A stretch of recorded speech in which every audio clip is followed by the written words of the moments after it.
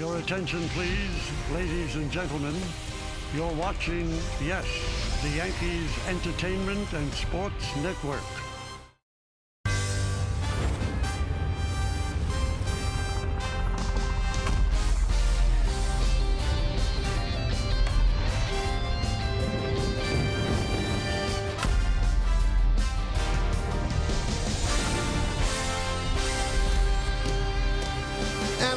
Day's journey now heads tonight as we will play Game 2, the night portion of a day-night doubleheader.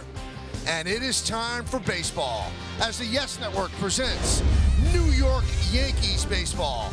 It's the New York Yankees against the LA Angels in the final game of a 3-game set on Lou Gehrig Day around Major League Baseball. Hello, everybody, and welcome to Yankees Baseball, along with Carlos Beltran and David Cohn.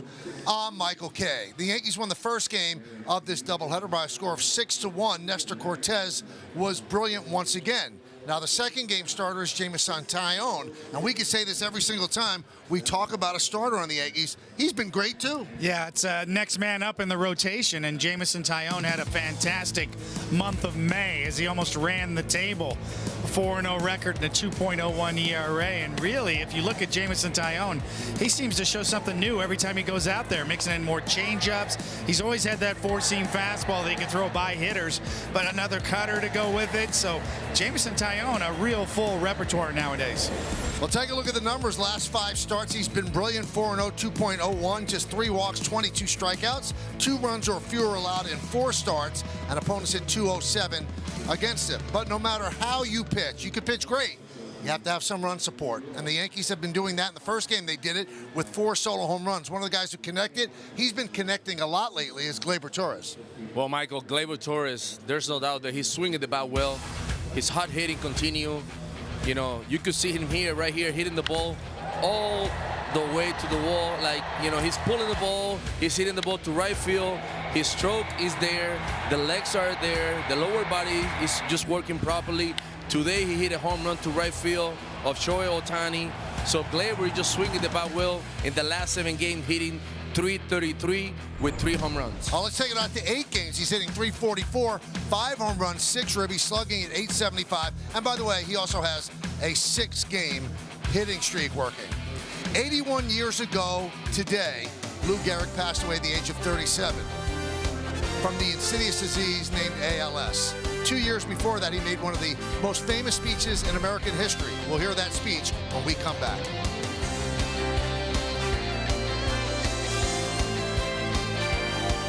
The luckiest man on the face of the earth.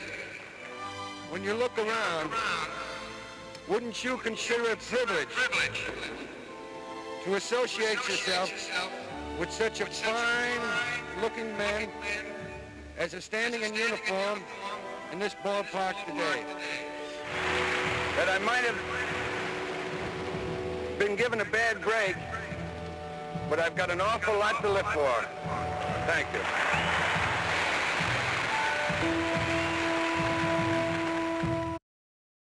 Weather presented by Bigelow, the official hot tea of the Yankees. It's 71 degrees. Chance of rain is 15%. We'll take it. Humidity is 86%. The wind out of the southeast at 5 miles per hour. Shohei Ohtani pitched and got knocked out in the 4th inning of the first game. He did get a single, but he was picked off. It was not a tour de force for him. Nestor Cortes was asked between games if he was jealous that Ohtani got a chance to hit and pitch. He said, no, I don't want to face anybody throwing 90 miles an hour. I'm happy just doing it on one side of the ball, and he's doing it great. So Ohtani batting 2nd in the Angels order. And tonight's starting lineup for the Angels brought to you by TikTok. It starts on TikTok. Taylor Ward is in right field leading off. Shohei Ohtani, the DH, bats 2nd. Hitting 3rd in center field is Mike Trout. Jared Walsh at first base will clean up. Batting 5th, playing 2nd base, Luis Rengifo. Brandon Marsh in left field bats 6th. Batting 7th and catching, Kurt Suzuki. Tyler Wade, our first look at the former Yankee. He'll be at 3rd base batting 8th. Another former Yankee shortstop, Andrew Velasquez, is at the bottom of the order batting 9th.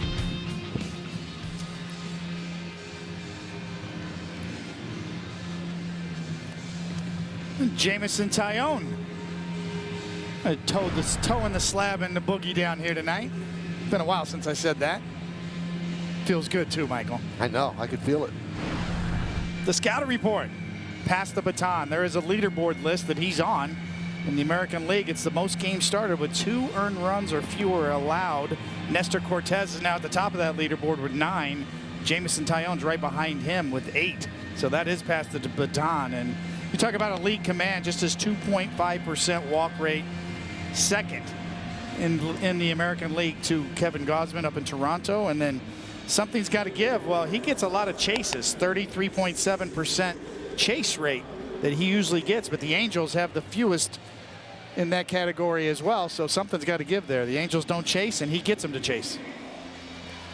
All right, let's take a look at the defense behind him. Brought to you by your local Tri-State GMC dealers. And Duhar, Hicks, and Gallo, left to right in the outfield. No worries.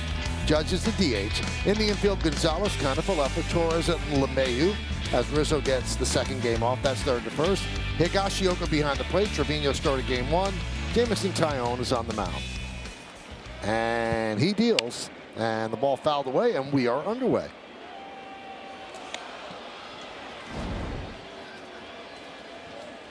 In the first game, Ward was 1 for 4 with a walk.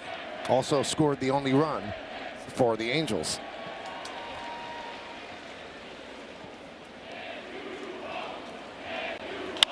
Grounded to third. Gonzalez gobbles it up across the diamond. 1 away. Time to take a look at the keys to the game, brought to you by your local Kia dealers. What do you have, Carlos? Well, the keys of the game, you know, early damage. The first inning, the Yankees are doing a great job. 4-run Thursday and a 2-run game in the game today. You know what? Gleyber good. 10 home runs in the first. I mean, in the game 1, last 8 games, he's hitting .344 with 5 home runs and perfect combo, leading the majors in home runs and home runs allowed. Here's Ohtani, pitch inside. Ohtani 0 for 4 in the first game. Not 1 for 5, check that, and he was picked off. And the first player to start both games of doubleheaders, a pitcher and a non-pitcher, other than Jimmy Fox in 1945. Somebody asked me a question as I left the booth after game 1. How many times does the losing pitcher end up making the final out of the game? Can't happen many times, you would think. High fly ball, deep center, going back. Hicks, still back on the track, and he makes the play.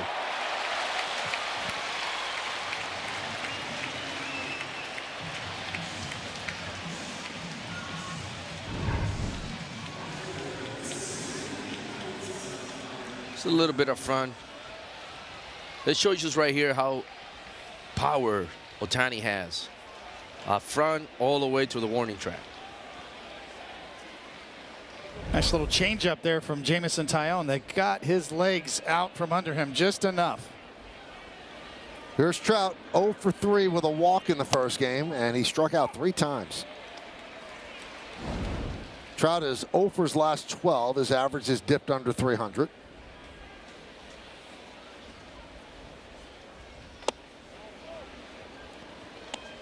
One and one.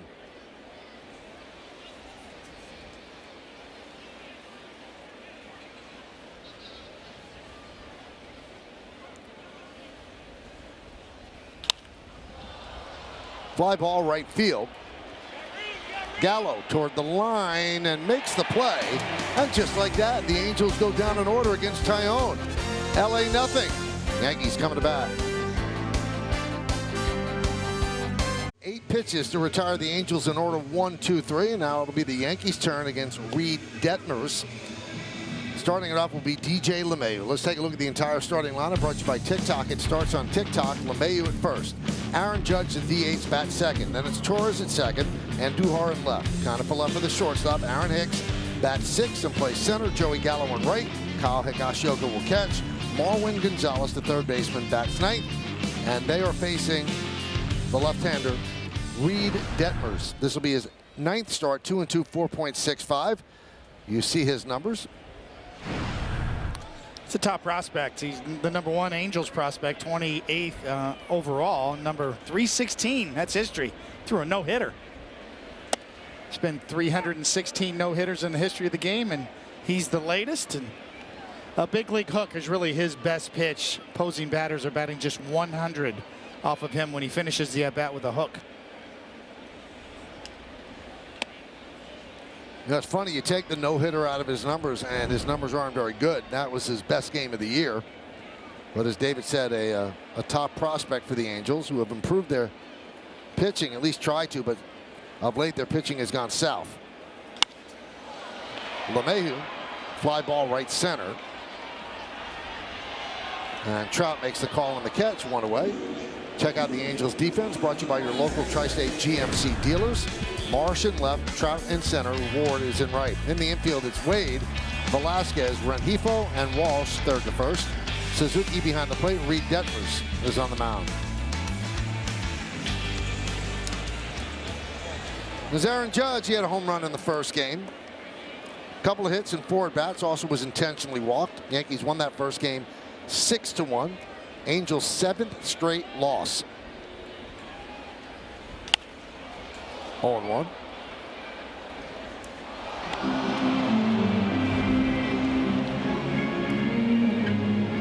$19 home runs in 48 games. It's a heck of a pace.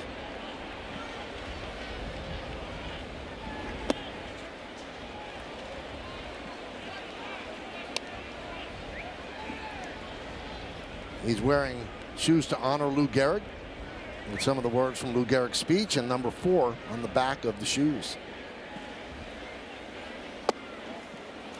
That's cool.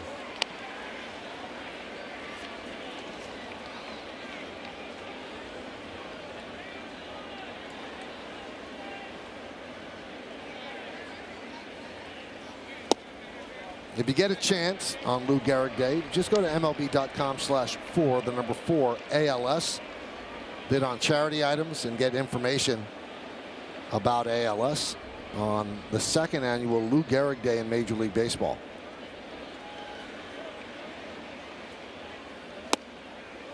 And a strike, 3-2.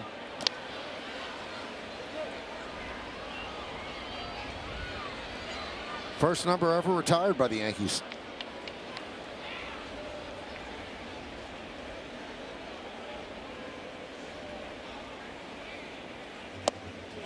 Strike 3. Judge down looking at a change.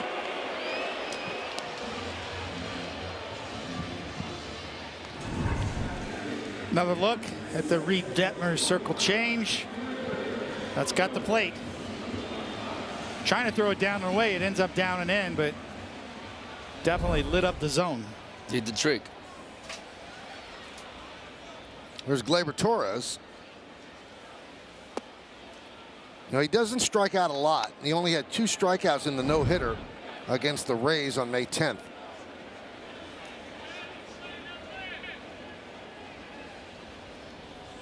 And that's a rarity. Only 4 other no-hitters since expansion in 1961 have had so few strikeouts. Ken Holtzman in 1969 didn't have any strikeouts. Clyde Wright in 1970, Jerry Royce in 1980, Francisco Liriano in 2011. Well, they had 2.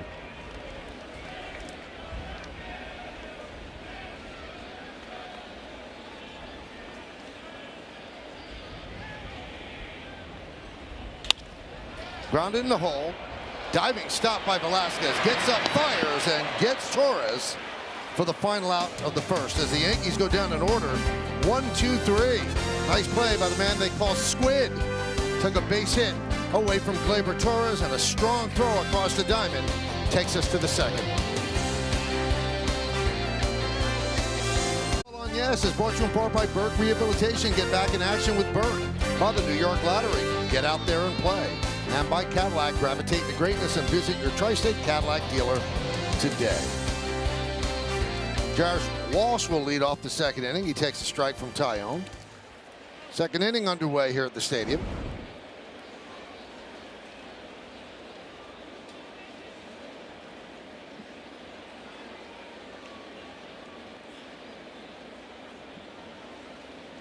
First game had a rain delay between the bottom of the 8th and the top of the 9th.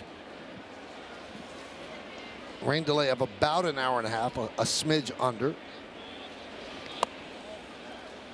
But Wandy Peralta came on to get the final 3 outs, picked up the save in that one, and handed the Angels their 7th straight loss.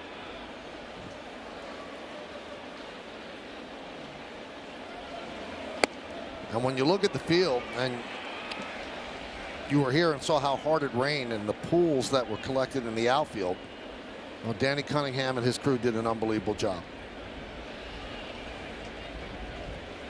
Just looked like it never rained. Yep.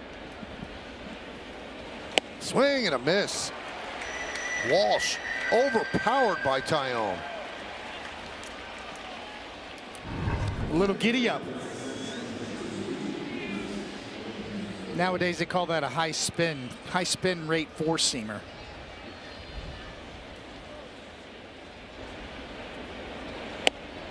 Look good for a hitter. Sometimes it's so difficult to catch up to that fastball up there.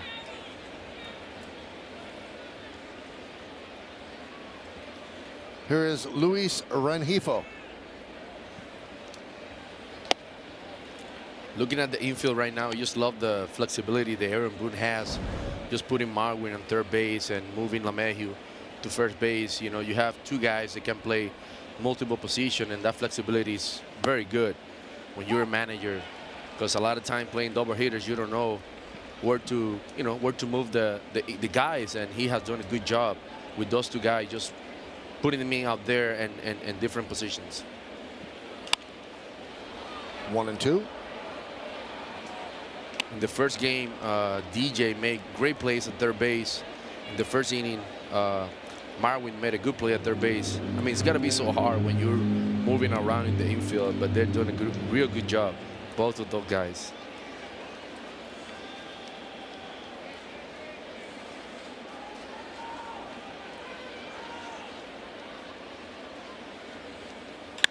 Hit sharply, and right there is Gonzalez. Knocks it down and fires.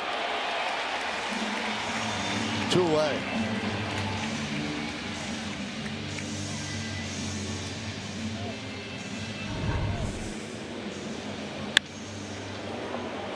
Here you see Marwin kind of like in the shortstop now, throwing to DJ. It's been a theme throughout the first half of the year so far for the Yankees. They're catching the ball much better this year than they did last year. Converting outs.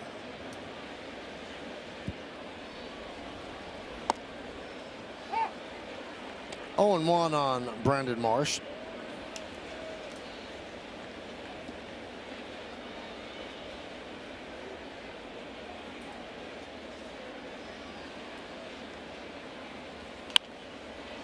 Quickly 0-2. Tyone working quickly and throwing strikes. It's been his theme. Just 5 walks on the year. No free passes, and Jameson's on the hill.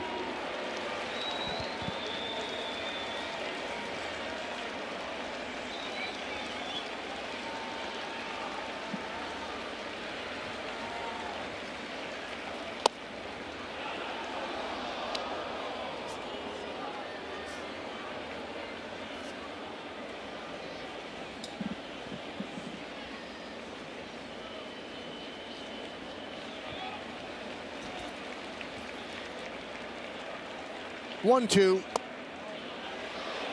A lot of the Yankees on defense listed toward the first base side. Looked like they're heading to the dugout. They thought that was strike 3.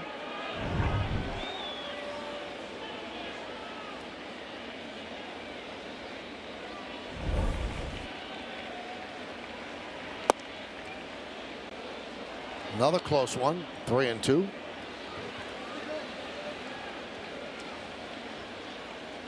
Kurt Suzuki is on deck.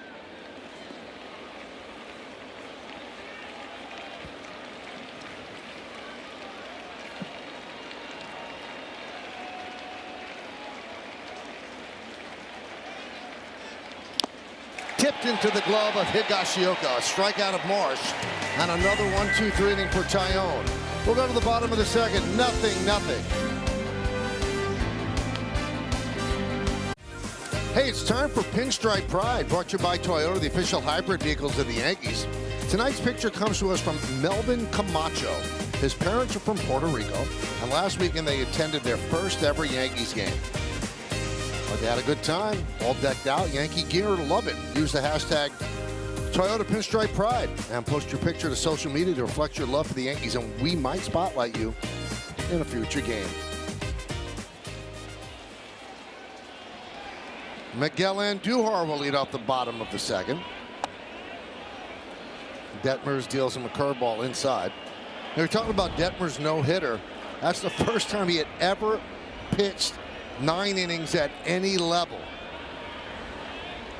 To 108 pitches, so he wasn't overtaxed. But it does show you the pitchers get criticized for not pitching complete games. They're not trained to pitch complete games. He had never pitched 9 innings before. So all of a sudden you expect him to do it a lot in the big leagues. It's a different world.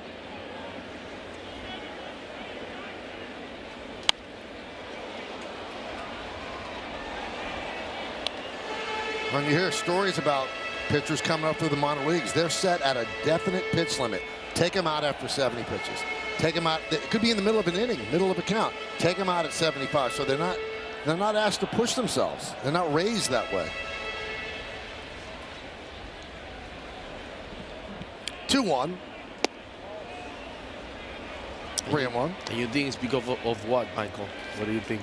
I think that they have those numbers that, third time through the order, batters hit better against the same pitcher, fourth time even more, and relief pitching is so good.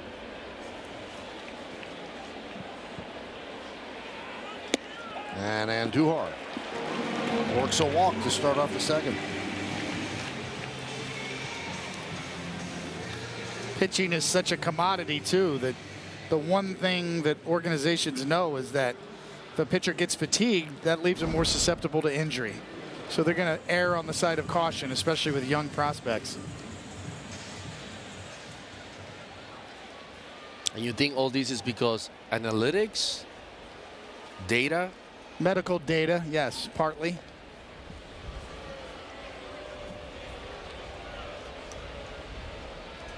But I do believe that some, in some respects, if the rules change and there's a limit on the number of pitchers you can carry on a major league roster, that trend will reverse a bit as you try to get more innings out of your starters. Popped up right side. Out of play. Hey, in the first game, there was a little bit of a delay in the game as Joe Madden was arguing with the umpires about something. And what it was that their PitchCom system, the Angels, was not working. Now, they don't use PitchCom, but they knew their PitchCom system wasn't working. And he said to the umpires, if we don't have ours working, the Yankees shouldn't be using theirs. Now, that's not necessarily a rule now with PitchCom. Now, in the NFL, it's a rule. Like, if the Jets headsets are out in Foxborough, then the Patriots can't use their headsets. But that's not a rule here. But I believe that Aaron Boone and the Yankees stopped using it in later innings out of respect. But that was what that little kerfuffle was about. That one's lined into center field. It's a base hit for IKF. Moving to second is Andujar.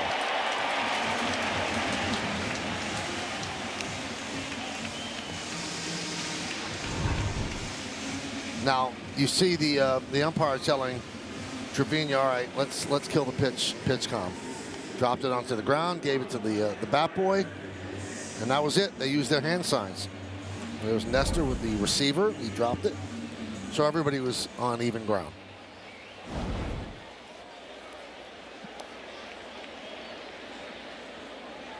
Back to one's a fastball, two's a curve. 3 is a slider, 4 is a changeup. That's it.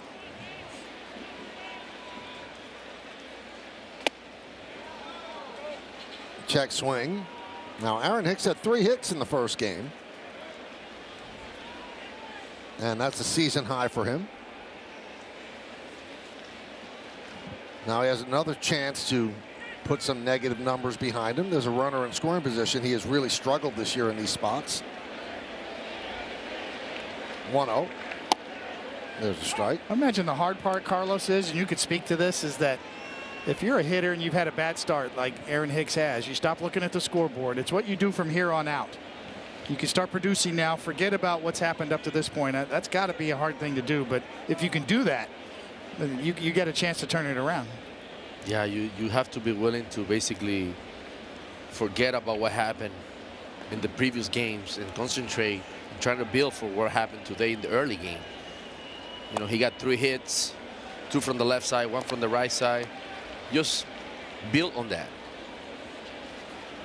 And the same with the guy on deck, Joey Gallo, kind of in that same boat. Boy, if they start to turn it around with this Yankee lineup, watch out.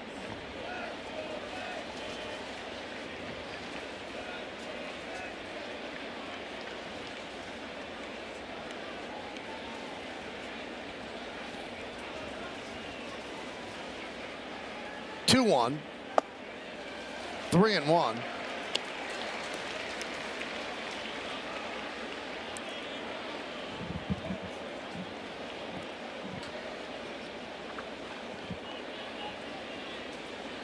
So the Yankees threatening here in the bottom of the second. Foul back, 3-2. See, looking at Hicks numbers, April 306, May 127, June 750. So at the end of the day, you have to be willing to forget about that 127 in May and just build on June. Good start for him. Swing and a miss. He goes down on strikes. 1 away.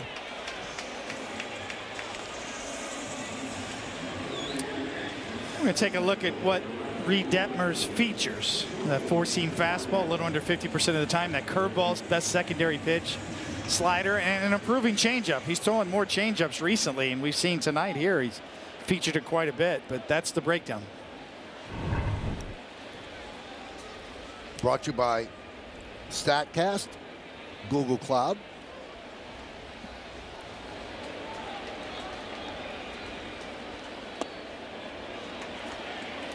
Now Detmer, first-round pick in 2020 out of the University of Louisville, 10th overall pick. That was the last first-round draft pick for Billy Epler, who was the Angels GM and now has that same job with the New York Mets.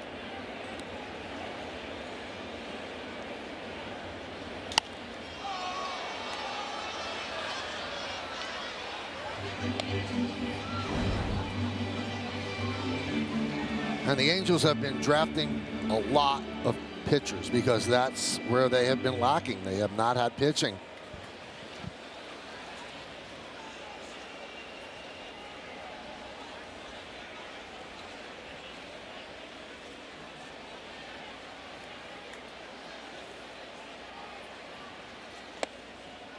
There's a strike.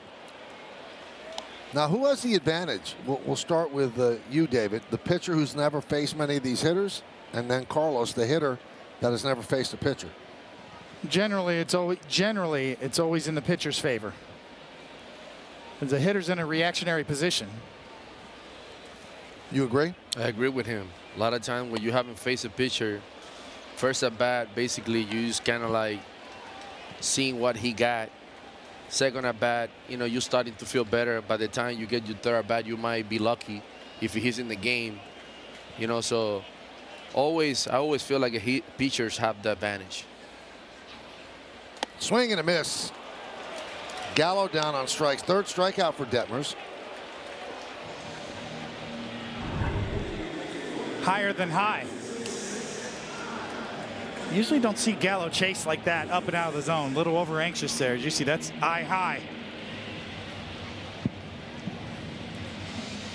Now, Carlos, you went in the production truck yesterday to take a look at Detmer stuff. What did you see? Well, I went there just to try to see if I saw something on him. A lot of times, you know, younger guy, you know, you could get into tendency of basically showing your pitches early, or maybe having a reaction with the glove. Couldn't really see much. So, you know, a guy like that, you need to have a little bit of history. You need to have a little bit of a, you know, you really want to watch him play, watch him pitch. And as many games that he pitch, he will basically give you more.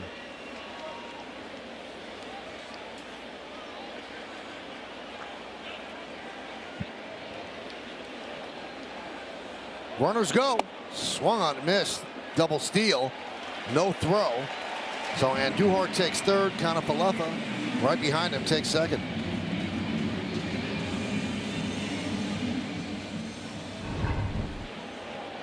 Well, the Yankees had first and second, nobody out. Now they have second and third with 2 out.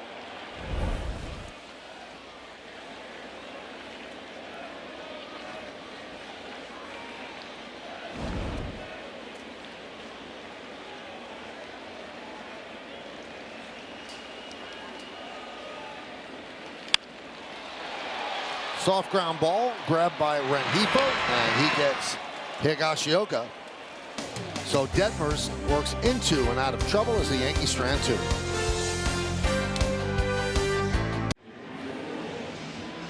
Well, this Lou Gehrig Day joined Major League Baseball in the fight against ALS. Visit MLB.com/4ALS. That's the number 4 ALS to learn more. Sure. We go to the 3rd inning. 0-0. Kanafalefa with the only hit in the game. And Suzuki takes the ball. 6 up, 6 down against Taillon so far. Be the bottom 3rd of the order.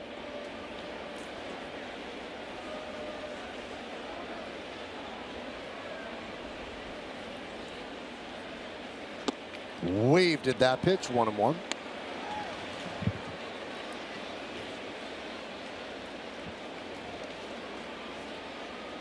Got an underwater swing there. Like swinging a bat in a pool.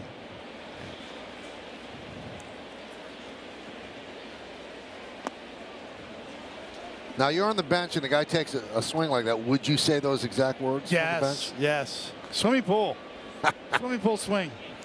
Yeah, sometimes they yell at you, even your teammates. They're making fun of you. But that's good, man. That's the fun part of baseball. Sky high pop-up on the right side.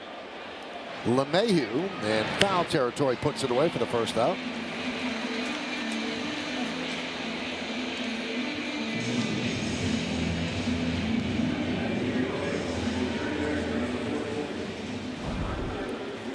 And here's the former Yankee, Tyler Wade.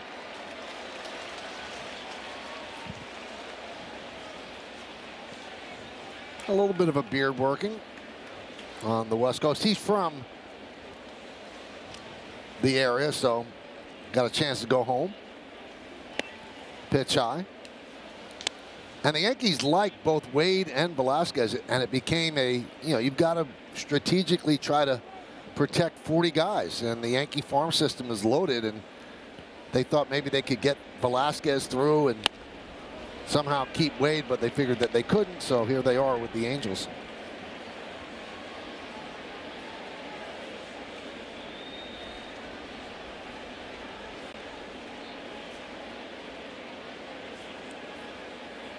And with Rondon on the IL, Wade will play third base against righties. You know, Michael, I'm talking to Wade. A lot of times you don't really want to get caught up in playing for one organization your whole career. You really want to have the chance to play in the big leagues. That's what it's all about. I know when you grew up in a minor league system and you get traded, or it's just like it feels weird at the beginning, but at the same time, having the opportunity to be back in the big leagues, that's what you want.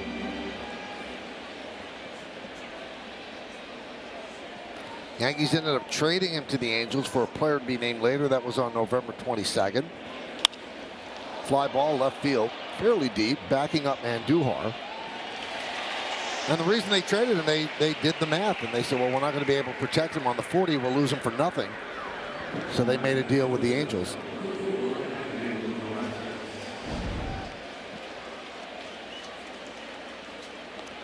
And Tyler has also become very popular in Japan, because he always turns up in photos with Ohtani, and Ohtani calls him what they're calling Wade back home, which is Eichmann, which means hot guy. So the people of Japan think that Tyler Wade's a hot guy. Hey, I see a future over there.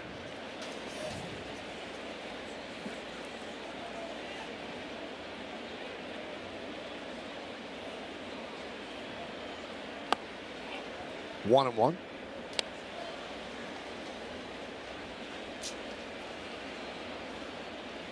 Now the Angels got Velasquez off waivers in November. Foul ball. And it seems like Velasquez every game find a way to make a great play. You know, like every time you see the highlights, you see Velasquez diving for a ball, making a jumping catch, or throwing somebody out at first base.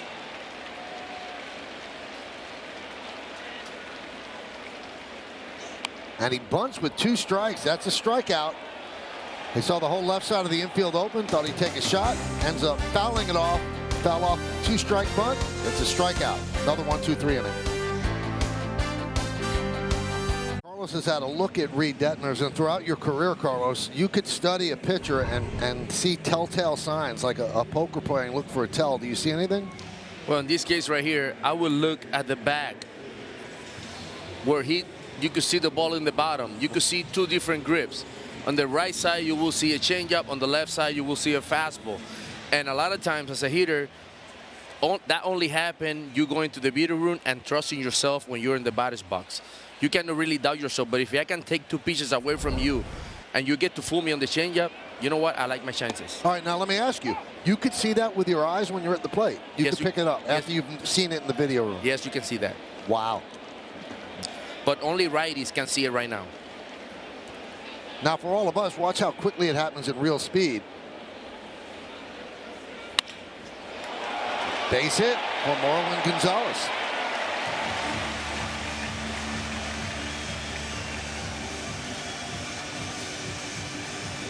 Now, it's interesting that you were able to pick that up, because between games of the doubleheader, Joe Madden must have repeated it like 5 or 6 times, how the Yankees really are able to pick up what pitches are being thrown. And he kept adding in, now legally, of course, but he thought that the Yankees knew what pitches were coming, and I guess he meant with Ohtani as well.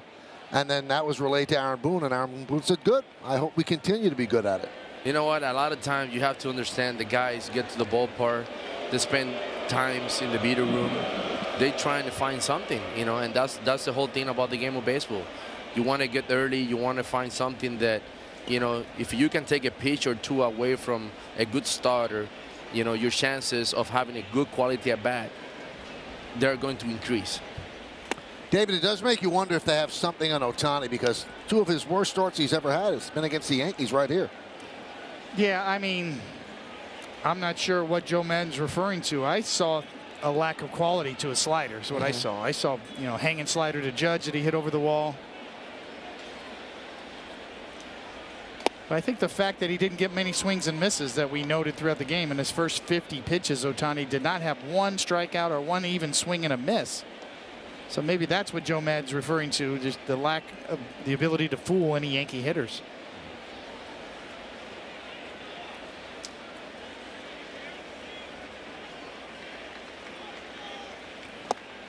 Now, I was doing the game with John Flaherty in Tampa. He said the best he ever saw at picking up tells on a pitcher just from the dugout was Kirk Gibson. He said he could pick it up in 1 or 2 innings, and then he knew exactly what was coming. So a lot of people can just sit in the dugout and watch a pitcher and see something as well. Well, Michael, there's a lot of moving parts on the pitcher, and a lot of time they're not thinking about that. They're thinking about their release to home plate. They're thinking about executing pitches. So sometimes when you see something in the body, could be lower body, could be mid body, could be glove, could be even in the mouth. Sometimes they just do different things, and if you could pick something, man, you know what? Your chances of putting a good at bat, they're going to be better. Good at bat there for LeMahieu. So as they did in the second, the Yankees have runners on first and second and nobody out. Now Judge is coming up. It's sort of the difference between tipping pitches and telegraphing pitches. What Carlos is talking about is maybe slowing down your delivery a little bit, or doing something different when you're throwing off-speed pitches in the middle of your delivery, and as opposed to sort of fanning your glove before you even start your delivery. That's a discernible tip. A telegraph might be halfway through your delivery, something you do differently. First and second, nobody out. Here's Judge. He struck out looking in the first on a changeup.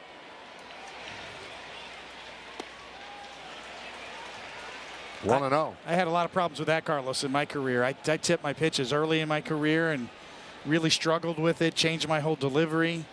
ended up trying to use it to my advantage and start fanning my glove to try to trick the hitters. And But David, how many years you pitch in the big leagues? 17. So 17, which means to me that you were able to make adjustments. You were able to work on that. A lot of guys, even now in the big leagues, you told them, you know what, you're tipping, and they don't do anything about it. It's like, I throw 95, I throw 96. Man, you know what, you're not going to get away with 95 and 96 if you're tipping. Fly ball, right field, down the line. Foul ball.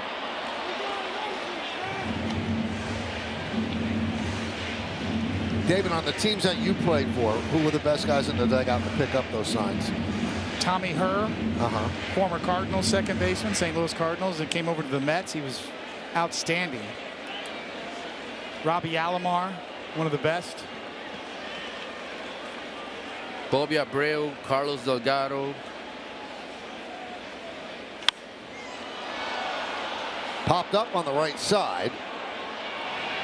Infield fly rule called as Walsh makes the play.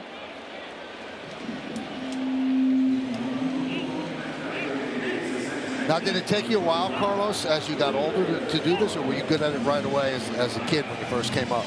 No, I mean, it took me like 3 or 4 years, you know, for me to kind of like create the habit of getting to the ballpark and watching films, watching pictures from the dugout. And, you know, the game is about watching the pitcher, watching the opposite team, what they're doing, how they're playing you, you know, and if you could find something that you could take advantage and use it to put your team in a position to win, you're going to do it. Now, would you keep this information for yourself, or would you give it to your teammates too? I share my information. I want everyone to have success. You know what? A lot of times, some guys, they like it. Sometimes they say, you know what? I don't want to know. I get anxious. I say, you don't want to know? I want to know what's coming. You know, like, that would put me in a position for me to feel good at the plate. 2-0. Like, Derek Jeter was one of the guys that he didn't want a part of it. He didn't want to know. He said, if I know, I will swing at anything. I will swing no matter what. So Jeter was one of those guys that he said, let me concentrate on the pitcher. Let me stick with my plan. I know I'm going to hit the ball to right field. I'm going to get hit. I know I'm going to get a hit toward the middle to right field, so I don't want to know. And I respect that. You have to respect that. Yeah, Paul O'Neill liked that as well.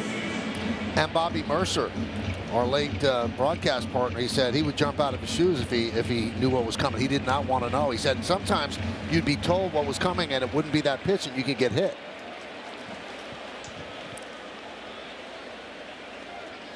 2-0, 3-0 as Detmer's pitching himself into a real jam here in the third.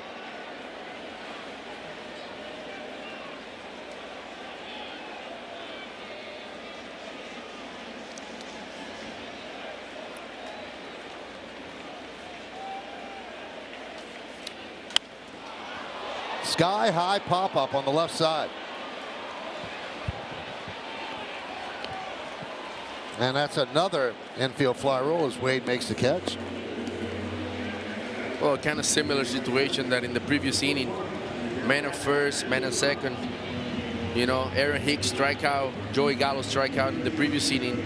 This time, Aaron Judge fly ball to first base and Gleyber Torres fly ball to third base. So similar situation. See what Sam Blum tweeted out that Madden said they're really good at reading pitchers. They're very good at it. He said some version of that 4 or 5 times, but did insist that they were doing it legally. Pitch inside. I'm not accusing anybody of anything except that they're good at it, he said.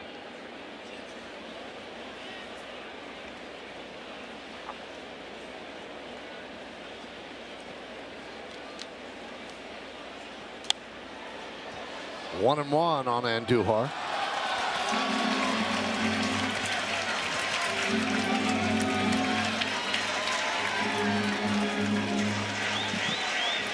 Miguel Andujar, the way he wears his pants, right? It's like right back to 1992. Right? That's the way I used to wear mine. It's kind of different to watch him like wearing those pants like that. You just want to pull them down. Up or down, one or the other, right? Line foul.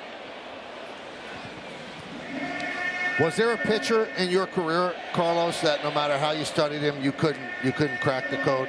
How many? I'm sorry? Any pitcher that when you played, you just couldn't get a tell on him. I mean, there were a lot of guys that I wish I could find something on them, and then I didn't find anything.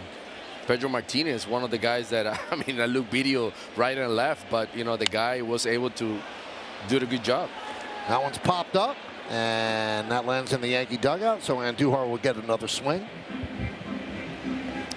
You know, one of the guys who really hides the ball well is Zach Greinke.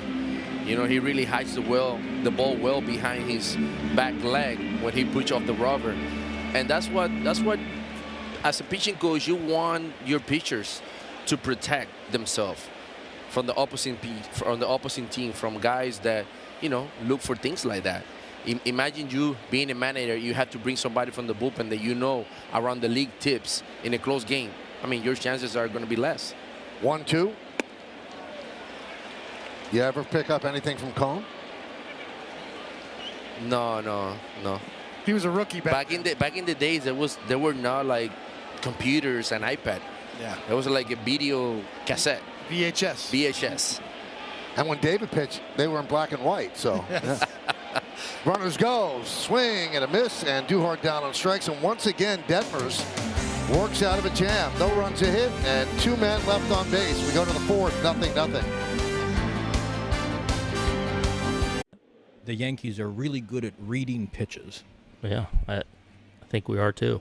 So we're going to hopefully continue to be good at it too. And that was Aaron Boone addressing Joe Maddon's comments from his press conference, insinuating that perhaps Ohtani was tipping pitches today and that the Yankees were certainly picking something up. But guys, when you look at some of those home runs, Ohtani really left the ball up in the zone, very hittable pitches. 3 home runs off of Ohtani, 4 on the day for the Yankees. Well, it's certainly a little gamesmanship on Madden's part, and Boone didn't bite. And you know what, Michael? And if he's tipping, it's the Angels' situation for them to fix Ohtani. You know what? Opposing teams are not going to have mercy on guys that are tipping. And Carlos, Joe Maddon did say that the Angels need to be more careful to make sure they try to combat those types of things from teams picking things up. 2-2 on Taylor Ward. We're in the 4th inning, 0-0. Ohtani's on deck.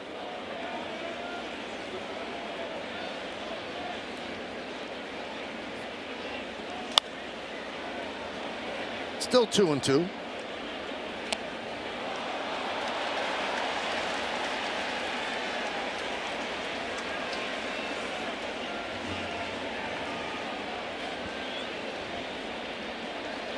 Turned into a beautiful night here in the Bronx.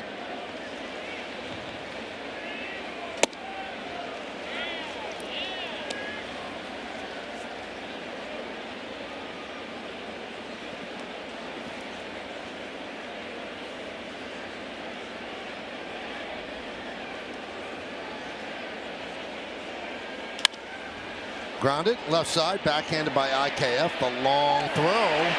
They get Ward.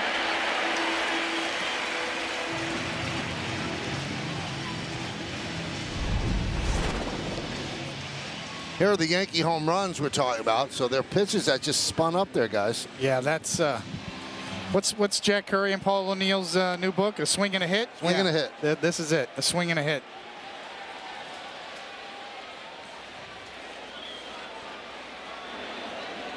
Yeah, but those are hitting in the stands. Yes.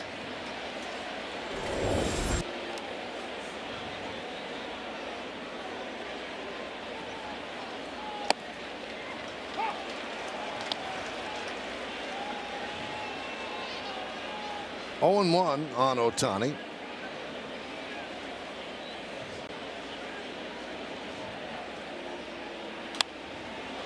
Oh, 2.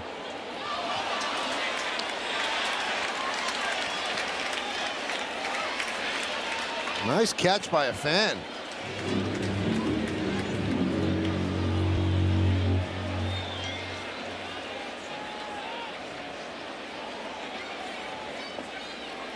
One and 2.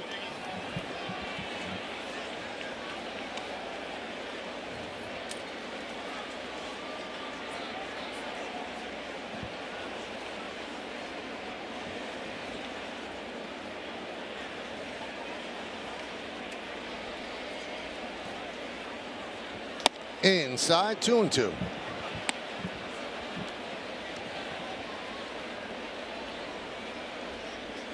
But Jameson Taillon just has such a high aptitude, Carlos. The way he's refined his repertoire, that cutter, that's filthy right there.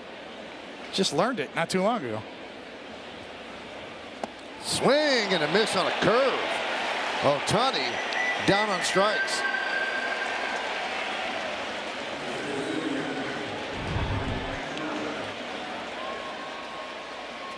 He's always had good spin on that curveball, straight down. Ohtani flailing. Horseshoe grip. Grip it and rip it.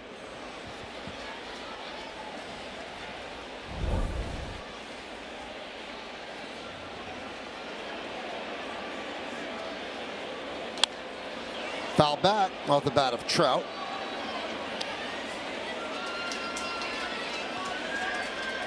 Taillon's already mixed in 6 different looks tonight, 6 different pitches.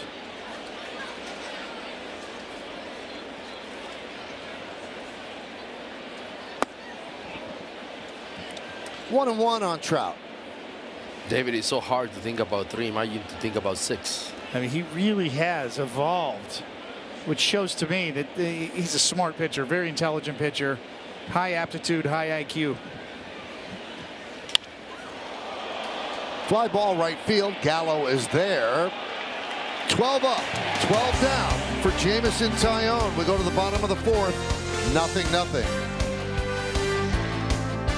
Well, this weekend, the Yankees host the Tigers in a 3-game set. Friday night after the series opener on Apple TV+. Turn to Yes for the Yankees postgame show. Saturday, the game is on Yes with full coverage beginning at noon. And Sunday, after the game on Peacock, tap back to the Yes app for postgame coverage. And the Sunday game starts at 11:30. And the Yankees have also asked us to tell you that with the 11:30 start on Sunday, please note that the bottom level of the George Washington Bridge will be closed for a charity race. So if you're coming from New Jersey, make plans to leave a little bit earlier, and the game does start at 11:30 a.m. Another base hit for Kiner-Falefa just past Wade and into left field. And the Yankee shortstop makes a big turn. He'll stop there with a leadoff single.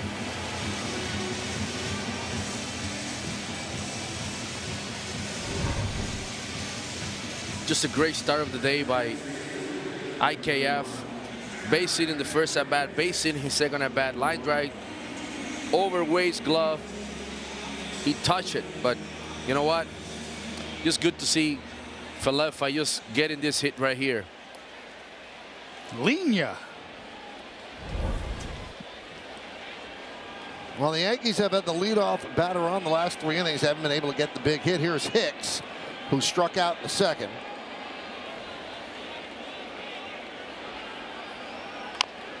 Chop foul. Working on my Spanish, Michael. Carlos is going to tutor me a little bit. Bueno. Love it, David. I love it. I know all the bad words. I got that down. Where you learn that from? Puerto Rico. Winter ball. Who was your teammate who teach you few? Oh, Candy Maldonado. Oh, man. Candido. Candyman.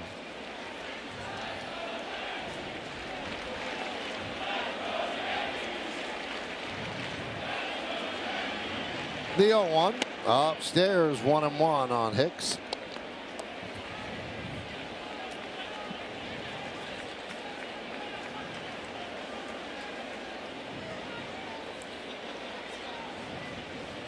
Three hits in the first game. He has multiple hits in 3 of his last 6 starts. 0 for 1 in this one. He struck out in the second.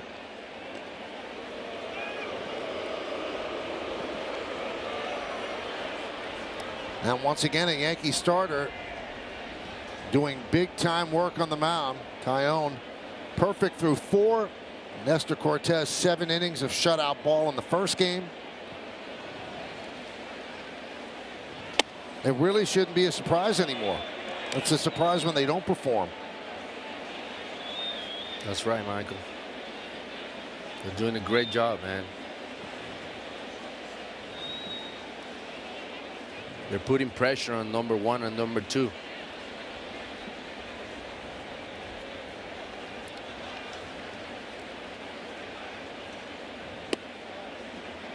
Three and 1.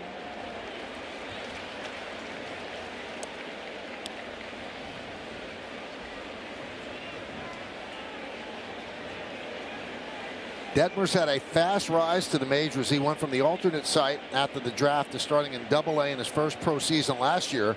Then he was in the big leagues by August 1st. 3-1. Foul back here. Count is full. Now going into this season, he was ranked 28th on Baseball America's top 100 prospects, and he was listed as first in the Angels system.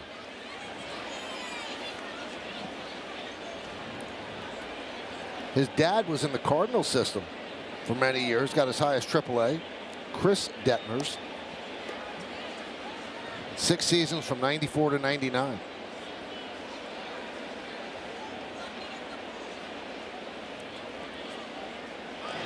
And his dad had a method in making Reed a pitcher. He would not let him throw a curveball until his freshman year of high school. Just had him throw fastballs, never a curve. And now curve's one of his best pitches.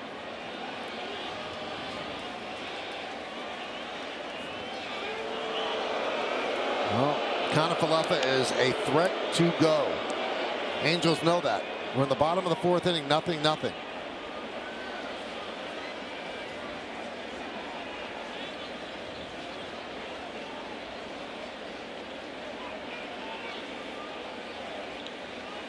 Runner goes. Popped up on the right side.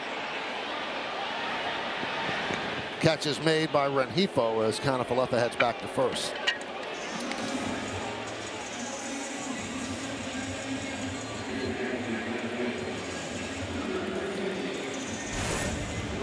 Take a look at the Home Depot getting more done this season. 10th team in Yankee history to start 35-15. 151 runs allowed, fewest through 50 games in Yankee history. They lead the majors in winning percentage at 700, and home runs with 73, and in runs allowed with 151. Pretty good start to the year. And it's a nice sample size. 50 games is, well, it's not a third of the season, but it's pretty darn close.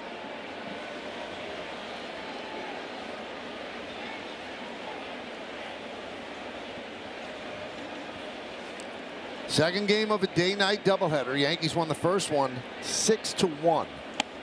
0-2 on Gallo.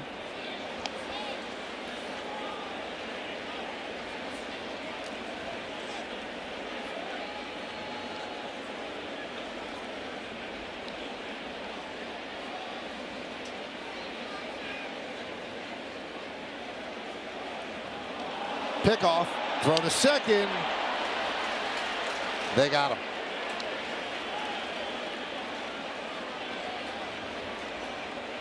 So Wade took the throw. So it's 1-3-5.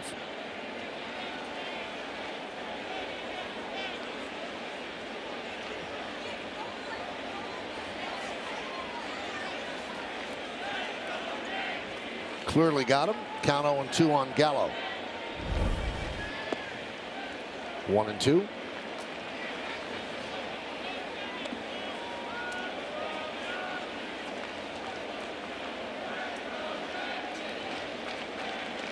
Why does the base runners always think they're safe, Carlos? Well, I guess we're hoping for something positive to happen. That one is looped into left field, coming on Marsh. He can't make the play. A single for Gallo.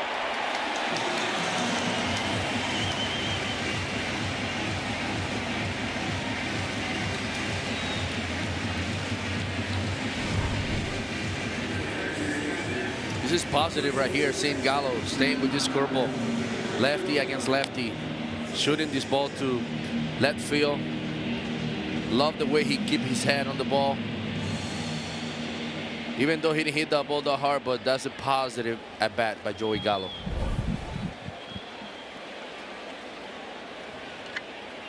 So here's Kyle Higashioka, grounded to second in the second. 3 infielders on the left side. The whole right side of the infield open as they hold Gallo. Swing and a miss, 0-1.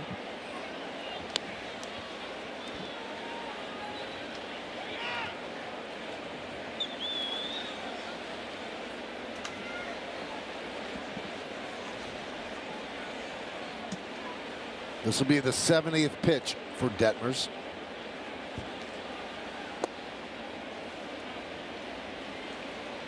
Kyle is just one of those guys that I bet the whole bench is rooting for him.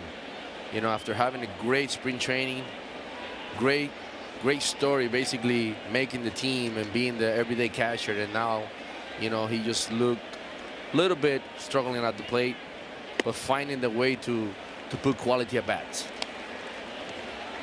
He really is liked by everybody in that room and everybody on that bench, and he and Trevino have a great rapport. Doesn't seem to be any envy or jealousy whatsoever. Pitchers love pitching to him.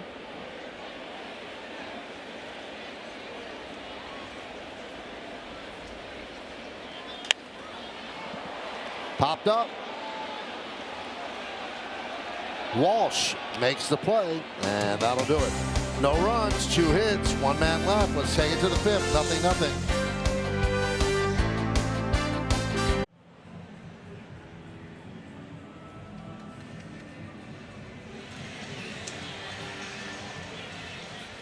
Now Manoah's having a great season, Bob. Let's go around the majors. Brendan Rodgers, 3 home runs in Game 2 yesterday against Miami, including a walk-off in the 10th. The Pirates swept the Dodgers. Go figure this game. First time since 2000. Sonny Gray placed on the 15-day IL with a right pectoral strain.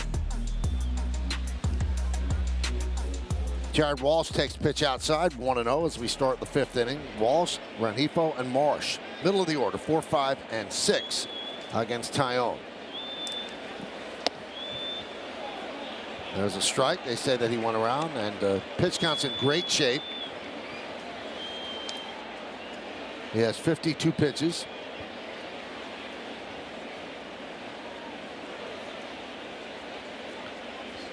Detmers has 70. Tyone at 52.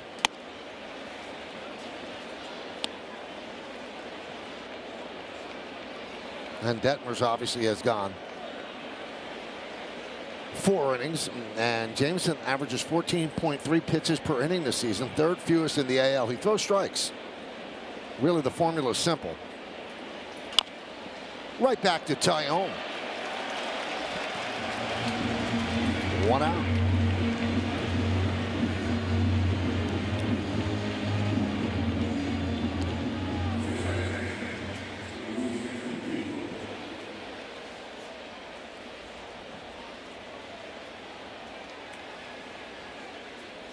Good mix of pitches there. Well distributed.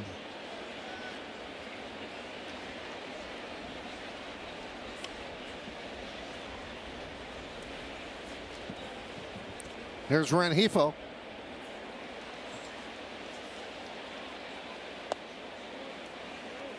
He checks his swing there on the curveball. The count 1-0.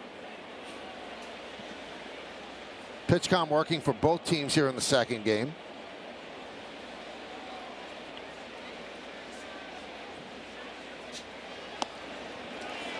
There's a change, a beauty, 1-1. Let's check out the Genesis League leaders, and Yankee starters 2.67 ERA, just behind the Dodgers for the best in the majors.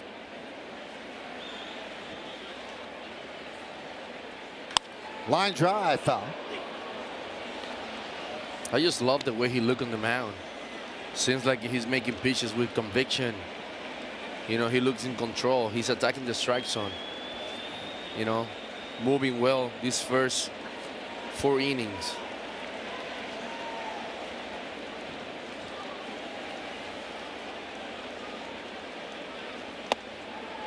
Strike 3. Rengifo down looking.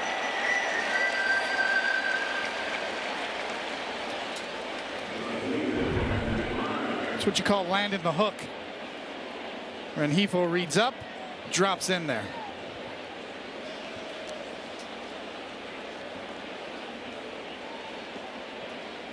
We told you that Tyone 3rd in the league in pitches per innings pitched. Number 1 is Martin Perez at 13.8.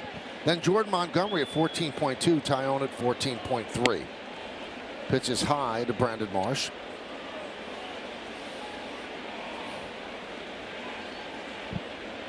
Marsh struck out swinging in the 2nd inning.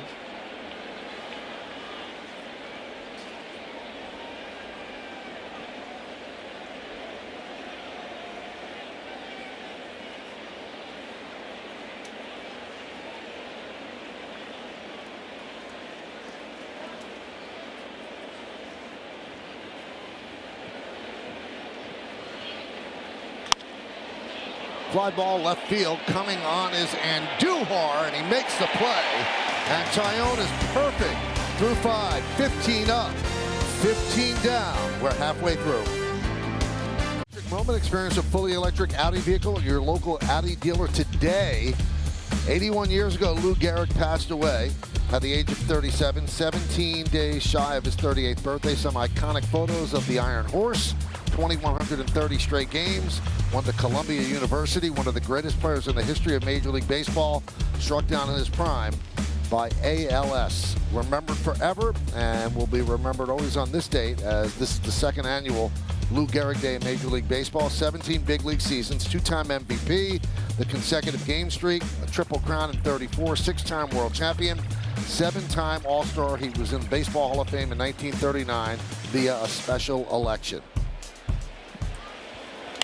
Gonzalez fouls one right back here and above the booth.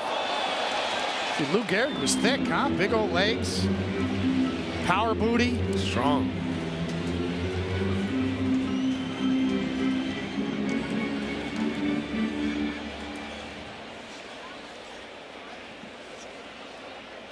Kind of like Michael Kay, lower body, similar, big yeah. legs. You got that wrong. I got a stick figure legs.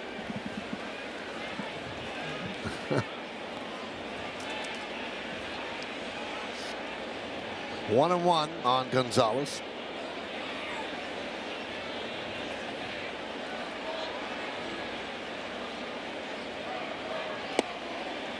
Two and one.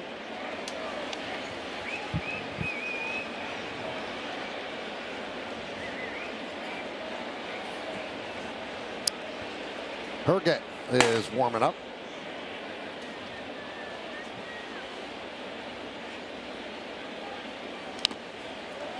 Two and two.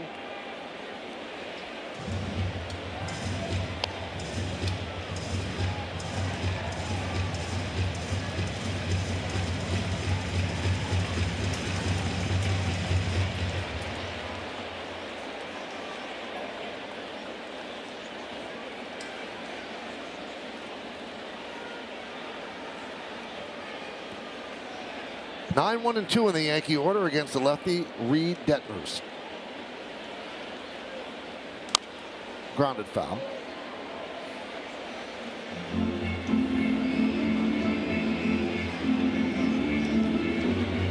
Yankees have 4 hits. The Angels have not had a base runner against Taillon. Bottom of the 5th inning, 0-0. Yankees looking to sweep the doubleheader and the series.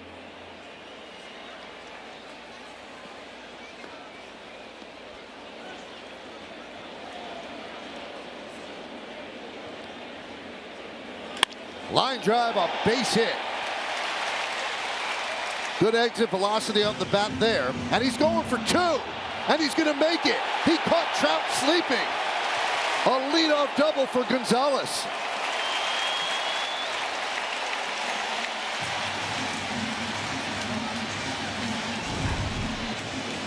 Great hit ball by Marwin Gonzalez.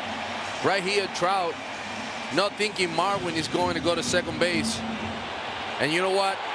That's something the Yankees are doing real good this year. They're playing heads-up baseball.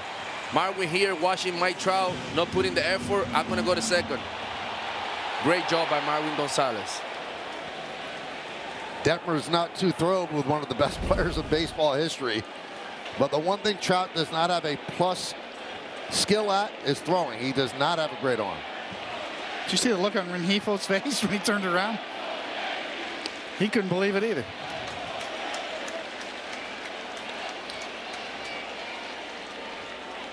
You know who I think was one of the best outfielders with not a power arm, but always was attacking the ball coming forward? Johnny Damon.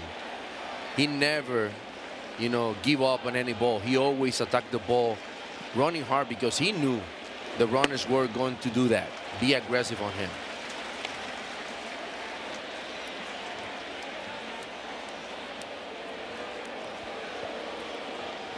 And a trip to the mound by Matt Wise. And you wonder, does something like that unnerve a young pitcher? You can see he was a little disappointed. yes, it was a single, but he never thought it would be 2 bases. So Wise comes out, maybe to settle him down. He's at 80 pitches right now. I told you he threw 108 in his no-hitter.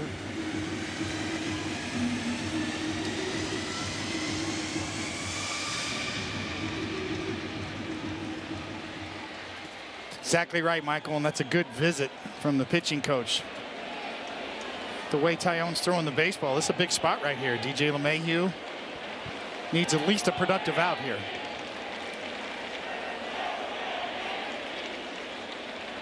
(2-0). Tap right back to Detmers. Holds the runner. 1 away.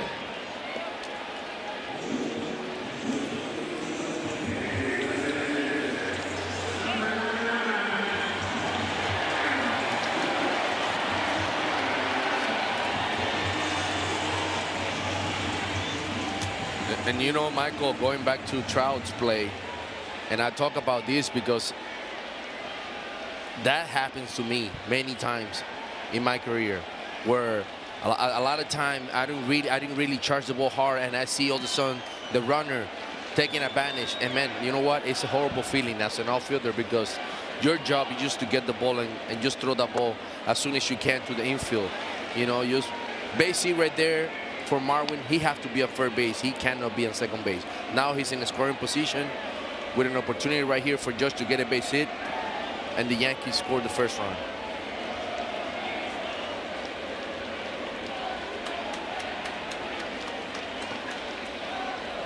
The 1-0. 2-0.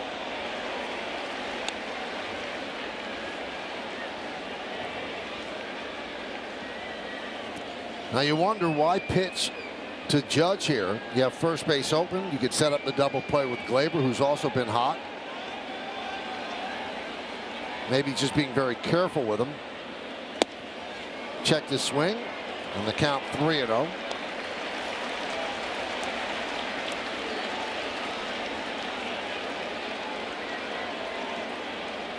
Also, LeMahieu not moving Gonzalez to third looms large, because they probably would have brought the infield in. A fly ball could have gotten him in as well. So this whole at bat is different with him at second. And they turned him loose, and they threw him a changeup on 3-0. Yeah, Detmer's changeup has really saved him tonight.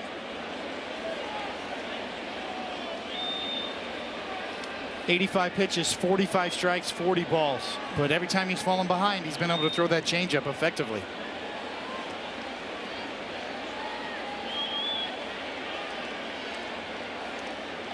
(3-1). There's ball 4. So Judge walks.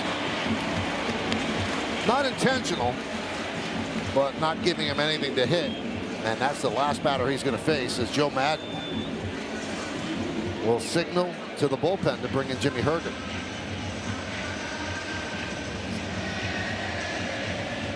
So that'll do it for Detmers. The Yankees have runners on first and second, 1 out, scoreless game. Gleyber Torres coming up. Greatest players who ever lived, but he has not had the best 3 games in center field. You're right about that, Michael. You know what? He has had a lot of action in center field. This ball right here, diving for it, couldn't get to it. In this one, he slipped. You know, the runner advanced. And with Hicks hitting this ball, he took a step back, and now he had to regroup, and he couldn't get to it. And then this one right here, basically he was too confident that Marwin was going to stay at first base, and Marwin did a great job taking advantage and putting himself in a scoring position. And he also still searching for it at the plate here in the Bronx as well. So Jimmy Herget, see his numbers, about a strikeout per inning, very good control in 17 games, 2 walks, 24 strikeouts. Herget is 28 years old. He's from Tampa, Florida, 4th big league season. Last couple of games he was unavailable because he had a broken fingernail that kept him from throwing his slider. So he last pitched on Friday. Here he is back. A little bit of a funky delivery. Yankees first look at him. And there's a strike. That's why his nickname, because of that delivery, is the human glitch. It's almost like there's a glitch on your screen right when he releases the baseball.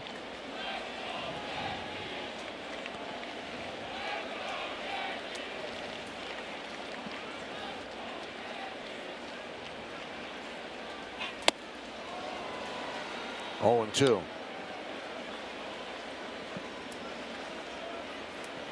Yeah, David, that has a funky delivery right here.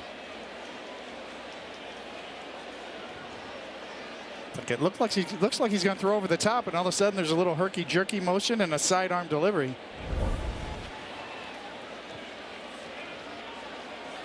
Way outside. He gets more than 18 inches of left to right break with his sinker. He gets almost 17 inches of right to left break with his curveball.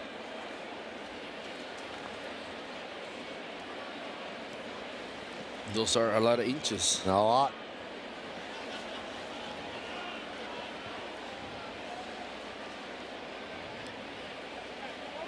Time called. Now, about his motion, he said, obviously, I'm a different look than 99% of baseball, but it's natural to me. I've never thrown any different. It's not something that I physically thought about. I grab it and I throw it, and that's just how I throw.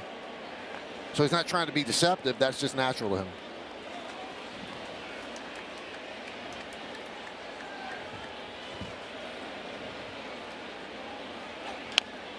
Soft ground ball, a third. Foul ball, just foul. Wade caught it, had his foot on the bag, would have been a force.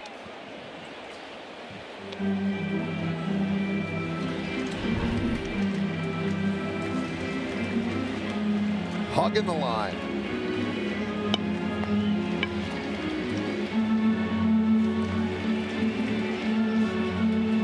Charlie Ramos, third base coach, third base ump right there.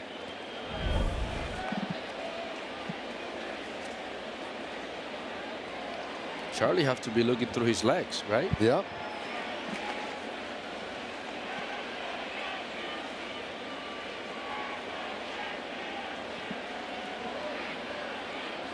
First and second, one man out, bottom of the fifth.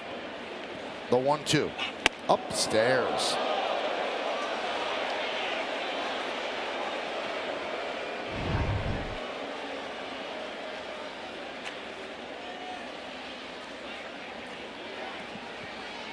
Seems to me like I'm watching him pitch, and it looked like that fastball, it played harder than what it is.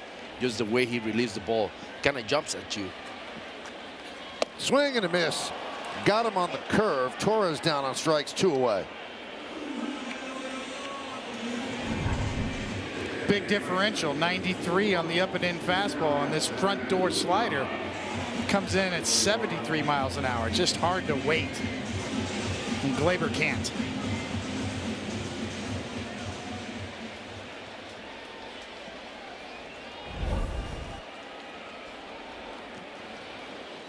So now here's Andujar.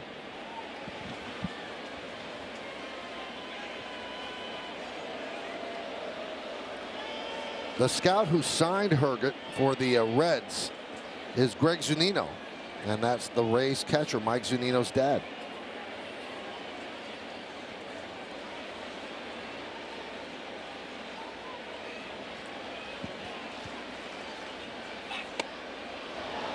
Not quite the same, David, but I'm getting a little bit of a Kent Tekulve vibe. Yeah, I mean, Kent Tekulve was probably a little lower than that on the release point, but yeah, I think it's certainly anybody who throws sidearm or lower can draw that comparison.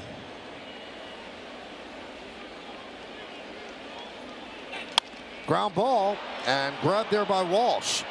The throw to Herget covering, and that'll do it. As he gets out of a jam and the Yankees strand 2, we go to the 6th. Well, through 5 innings, Jameson Taillon has really got it working, and let's take a look. I mean, he's got the four-seamer up when you need it, right on by. Good changeup as well. Nice hook to Ohtani, and another one drops it in there. Very unpredictable tonight. Montefiore scoreboard, 0-0. Taillon, 5 innings, has struck out 5, no base runners. Bottom third of the order, the pitch to Suzuki is inside 1-0.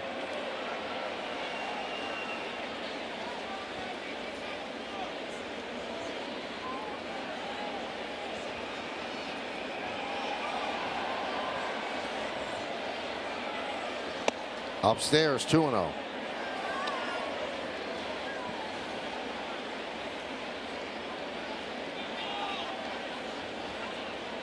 Sixth inning, 0-0, second game of a day-night doubleheader.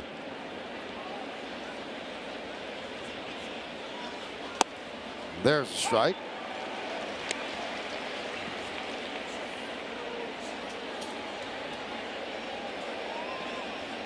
Just didn't give in, Carlos. A little two-seamer there. Down in the strike zone for a strike, just in case he's swinging. Line drive to Andujar. Coming on, and he makes the play. One down.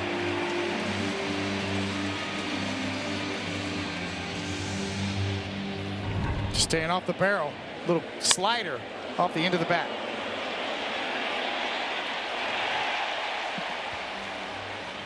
Duher did a good job regrouping and coming forward, changing that ball. It's got to be difficult, Michael, for him to get used to playing in the outfield, even though he has mentioned that he feels comfortable out there. I mean, and I would say the same thing. I want to be in the lineup. So his opportunity to be in the lineup right now is playing left field. 1-0 on Wade. 1-1. Wade skied out to Andujar. That was in the third inning. 66 pitches for Taillon. 2-1.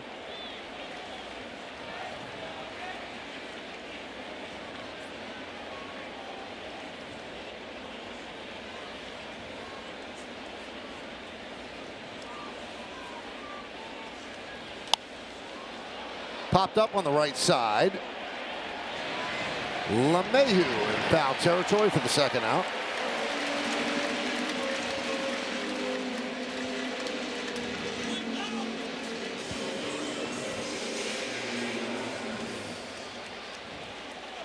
The Indeed player resume on Andrew Velasquez, 27 years old, from the Morris Park section of the Bronx, 5th big league season, 5th team. Last year with the Yankees, 28 games, he had a home run, selected off waivers by the Angels in November. Now, he tried to bunt with 2 strikes in the third inning and fouled it off, so that's a strikeout. Stuff right there, Michael. 2 strike, trying to bunt. You have to be perfect. 1-1. And if you miss, it's an embarrassment walking from the plate to the dugout.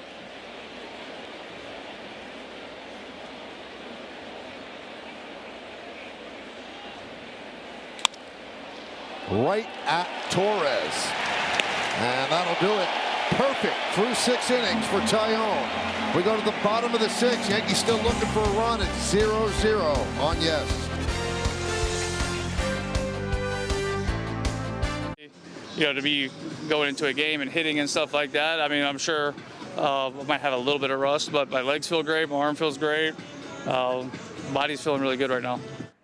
And that was Josh Donaldson from yesterday after taking early BP, talking about the health of his shoulder right now. Michael, if you remember, he had a cortisone shot in his shoulder last week. He feels as though that has done the trick. He said he had a similar injury back in 2018. He had 1 cortisone shot, did not have an issue the rest of the season. But one thing is clear, he is itching to get back. Oftentimes during the game, he is hitting in the underneath cage, even though clearly he's still on the IL and there's no chance he's getting in the game. But that is tonight's injury report, brought to you by Montefiore, state-of-the-art healthcare in New York City, Westchester, and the Hudson Valley. Thank you, Meredith. 0-1 count on Kiner-Falefa as he leads off the bottom of the 6th. 0-0 game. Herget on a relief of Detmers. Got out of a jam in the 5th. The Yankees have left 7 runners on base over the last 4 innings. They went down 1-2-3 in the first.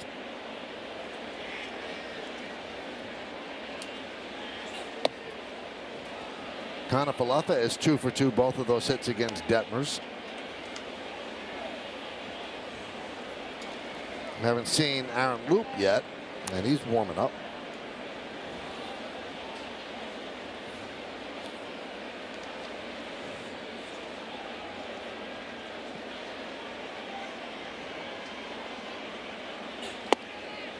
All right, David, you're one of the few people on this planet that could talk about what Tyone might be thinking. Were you thinking this after 6 innings?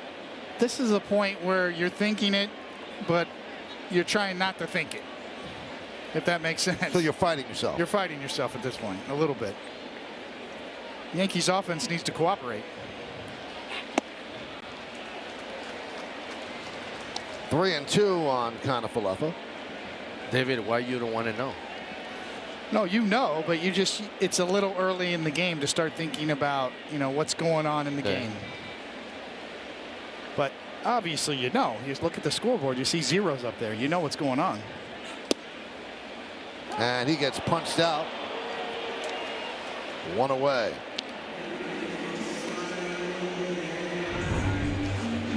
Another look.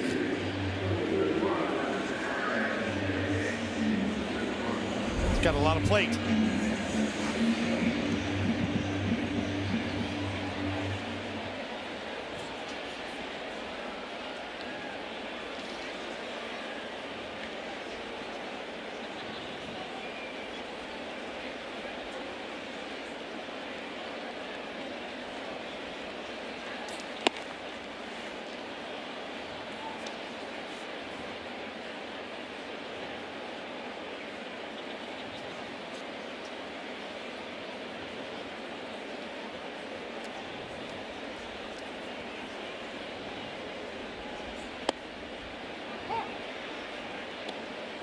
One and one.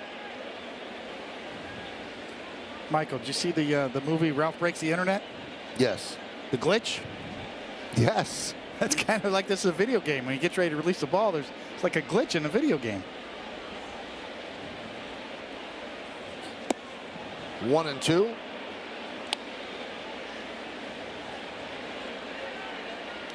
Vanellope was the character in Ralph Breaks the Internet. I think voiced by the great Sarah Silverman, right? Yes.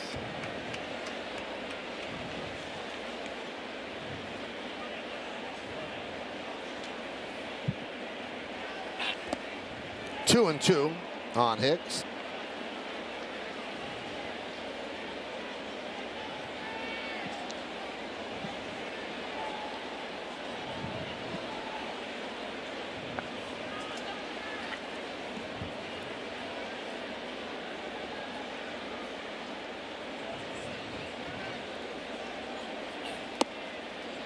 You know, Carlos, as you're trying to time a pitcher, right? I mean, you're trying to pick out the window that he releases the ball. You're trying to sync up your leg kick with him. All of a sudden, this guy comes down to the side, and it's like a quick, herky-jerky motion. Got to be hard to pick up. Yeah, it is hard, and a lot of times you think that release, that ball is coming in a different place, and sometimes you're looking at the area where you shouldn't be looking. You know, in his case, you mentioned early, it looks like he's going to throw the ball over, and he just basically end up throwing it sideways. So I had a problem a lot of time with May in Baltimore. I thought that he'd throw from the bottom, but he ended up throwing from his belt side. And Hicks works a walk.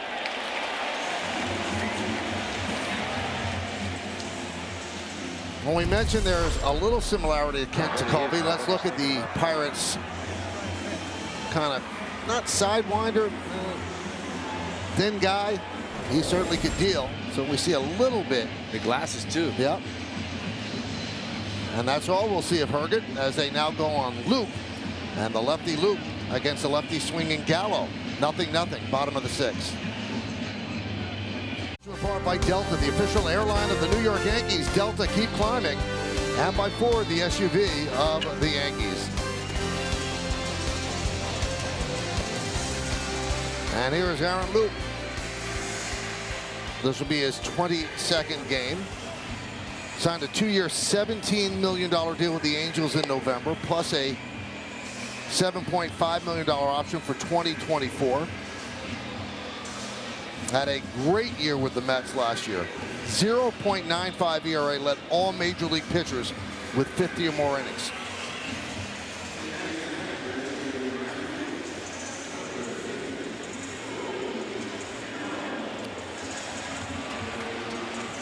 Let's see if Hicks is going at any point.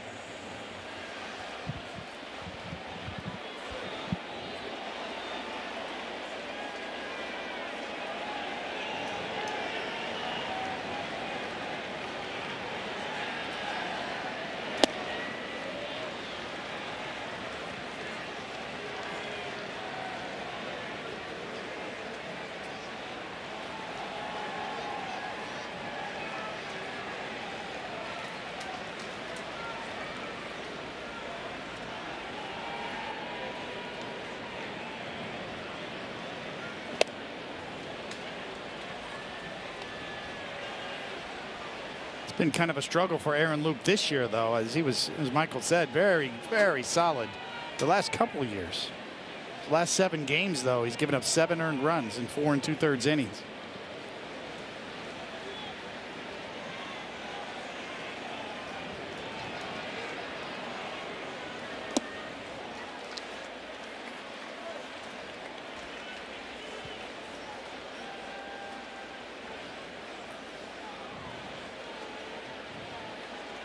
A lot of angles coming at the Yankees. First by Herget and now by Loup. Runner on first. 2-1 count on Gallo. 1 man out. Bottom of the 6th. 0-0. That one jumps up and hits Gallo. 2-2.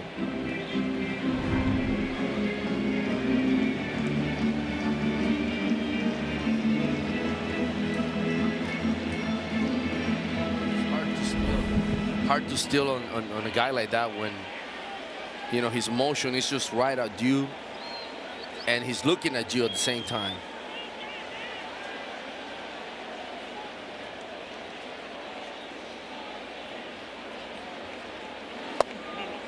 Just missed with that.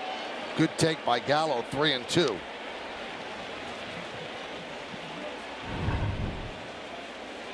He's looking at Hicks. He's not crossing his knee back to the base pad. So every time you see a lefty crossing that knee back to second base, you know he's going to go to home. But with Loup, you know, he just basically leave it right there, right in the middle. So he could go to home, and if he see a little bit of movement on Hicks, he also could go to first base.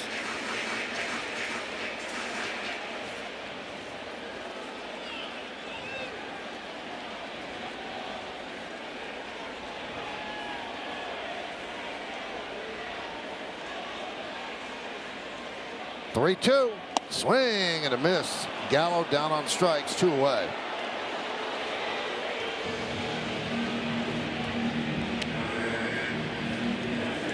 Now, if you were so inclined, you see this 3rd strike, to maybe send up a pinch hitter for Higashioka, you simply can't do it. He and Taillon obviously have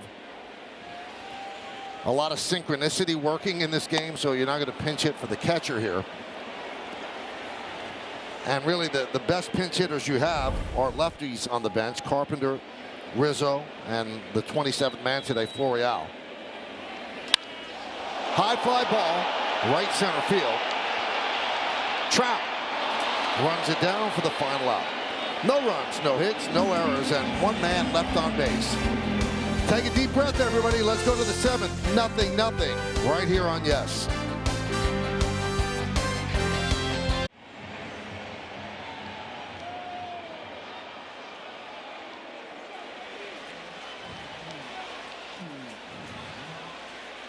Well, it's obviously we're flirting with some history here. Longest perfect game bid by a Yankee since Michael Pineda went 6 2/3 against Tampa Bay on April 10th, 2017. So top of the order against Taillon, and he deals high to Ward.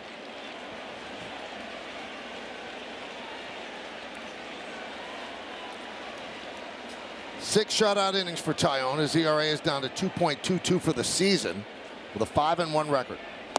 Pitch outside, 2-0.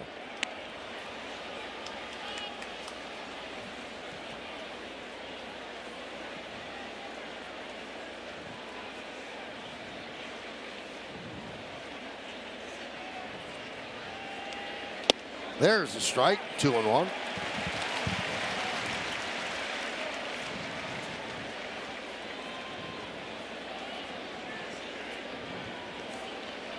Nothing game. Yankees have 5 hits. Clips the outside corner with the 4-seamer, 2-2. Michael, and this is information that I like to know when I know we're playing a team. You know, last 7 games, like I say, Taylor Ward 157, Shohei Ohtani 190, Mike Trout 154. So the count 3-2 on Ward. So even though you're facing the good part of the lineup, but at the same time, you know those guys right now, they don't feel good at the plate.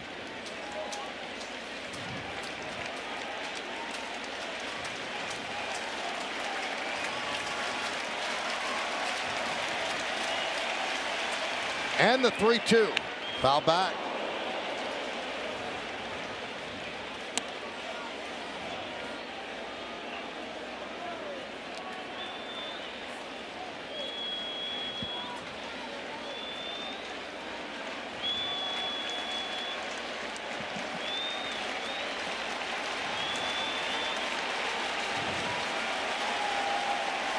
And the 3-2. Popped up. Gallo with the catch. It's amazing that Jameson Taillon has pitched this way this year. April of 2014, Tommy John surgery. He returned in April of 2016. Then in May of 2017 with the Pirates, he battled testicular cancer, had surgery, returned June 2017. Another Tommy John surgery in 2019. Last year, right ankle surgery during the offseason. And here he is, one of the most dominant pitchers in baseball, not just because of this game, the way he's pitched the entire season. Here's Ohtani. Swing and a miss. Just listen to the crowd. Yankee Stadium fans anticipate the flow, and they know what's going on.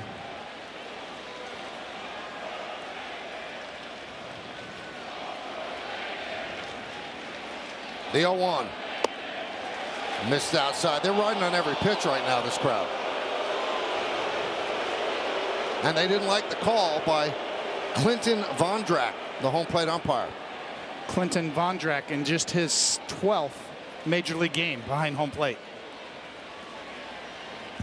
1-1. Up the middle. Grab by IKF. The throw to first. They got him. They got him. 2 away.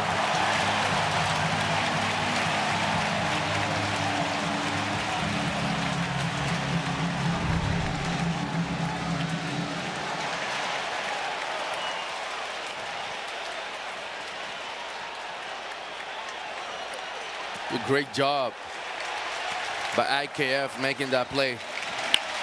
Shohei Ohtani understanding the situation, trying to hustle for a base hit. Kiner-Falefa did a great job. DJ LeMahieu. It was a great job right there by both of them. And here's Mike Trout.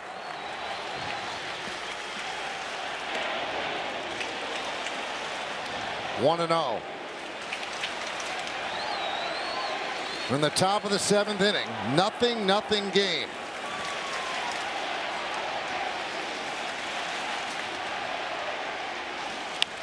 Fly ball, left field, on the run, and Duhar. He's there. 7 perfect innings. 21 up, 21 down. Call your friends, alert the neighbors. It's time for the 7th inning stretch here at the stadium.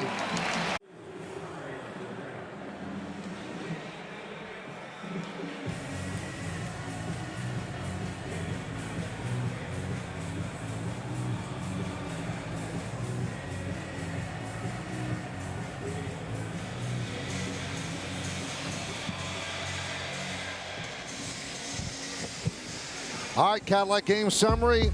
0s across for the Angels, and for the Yankees, they have 5 hits, but they don't have a run either. Reed Detmers went 4 1/3, 5 hits, didn't allow a run. The Yankees certainly threatened, couldn't get the big hit, and Taillon, you know his story.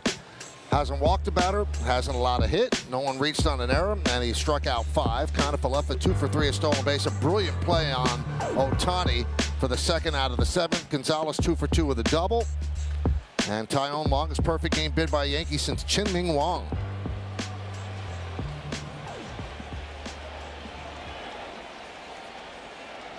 Here's Ryan Tepera.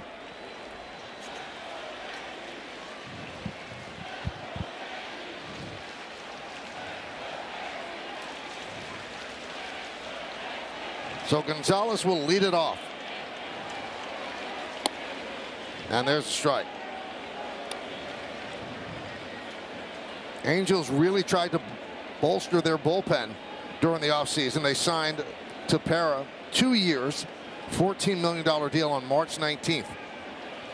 He split last season with both Chicago teams, Cubs and the White Sox.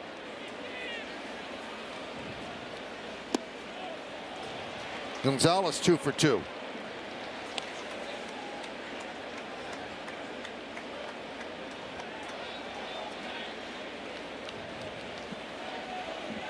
2 hits from the right side, now moving to his first at bat today from the left side.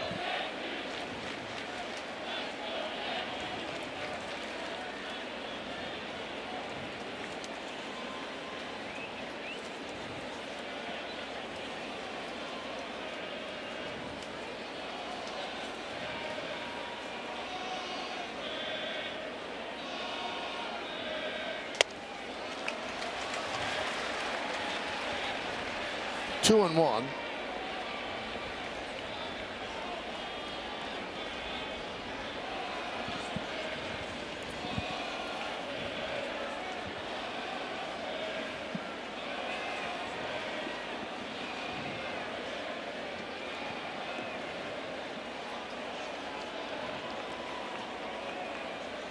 Tepera deals.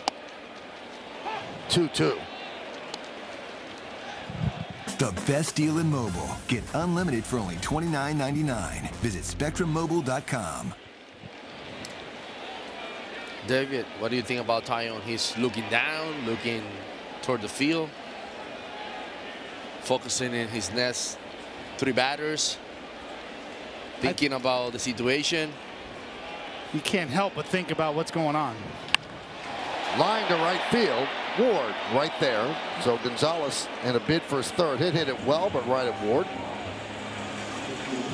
But the first thing that's most important is that it's a 0-0 game. That's right. It's not like he has a big lead to work with and it's all about you. No, this is about the team. You need the offense to score, and the Yankee Stadium crowd understands that as they have come alive here in the last couple of innings. Love that. Now, in these situations, a lot of players don't like to talk to the starting pitcher. They don't like to sit next to the starting pitcher. But you kind of defied those old adages when you really started playing around with David Wells, right? 1998. Well, he was going nuts because nobody would talk to him at all. Everybody scattered. Even when he walked in the dugout, everybody left. And so he was looking at me, and he kept staring at me to say something to him. So I did the best I could to try to break the ice a little bit.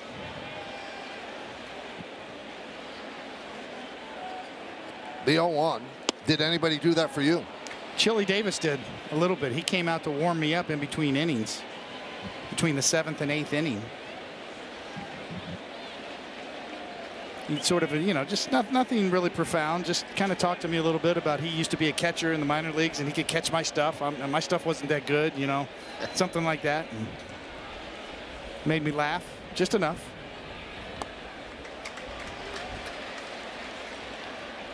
Now, after the 8th inning, reading your book that you wrote with Jack, you went into the bathroom in the clubhouse and looked in the mirror and had a talk with yourself, right? The next inning, right. Between the 8th and the 9th inning. Yeah, with 3 outs to go. I mean, the pressure's on everybody. Carlos, you know, you're in the field. Yeah. You don't want to be the guy that messes it up, too. I mean, you were in the Johan Santana game, right? No, I was against. Against? I was with the Cardinals. You're trying to break it up. You know what? I hit a ball down the line that was fair, and then they call it foul. But you know what? Good for Johan, man. He's a great guy, great teammate. I had him with the Mets for many years, and great competitor. So happy for him too.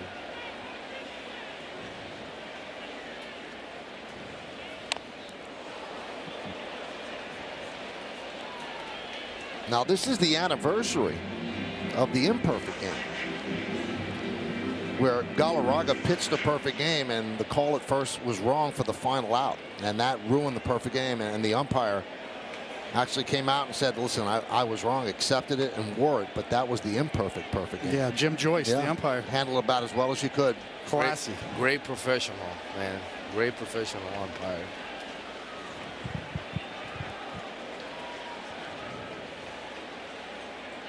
Two. Chop back to the mound. Tepera. 2-away.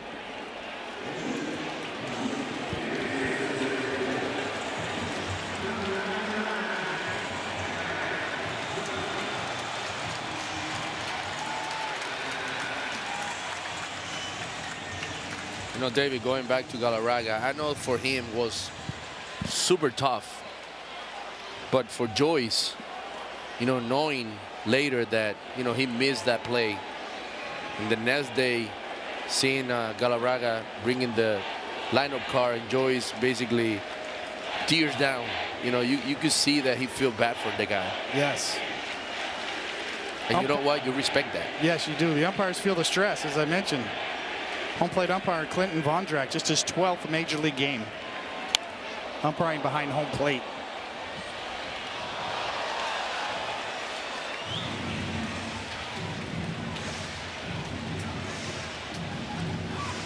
Well, he's got to know.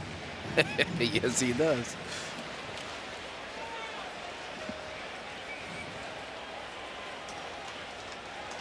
The Yankees looking for a run. A lot of zeros on that board. Bottom of the 7th inning.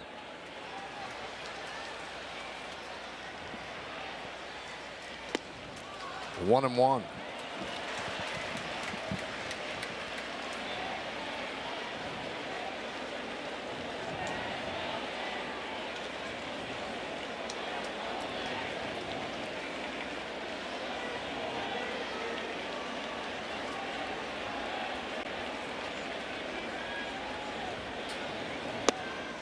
That's a good pitch. Slider drops in there, 1-2.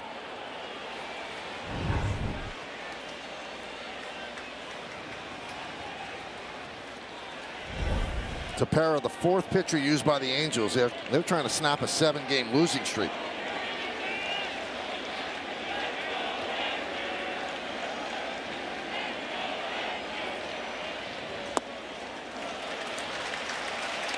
Two and two on Judge. Due up in the 8th, Walsh, Rengifo, and Marsh. Goes taking care of the top 3 already. Yeah, it goes without saying. Aaron Judge is looking for a pitch to drive right here with 2 outs.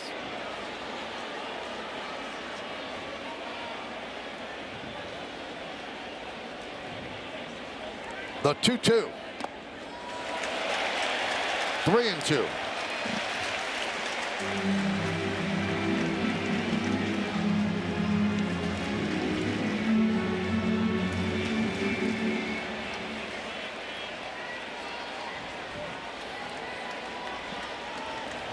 Two outs, bottom of the 7th inning.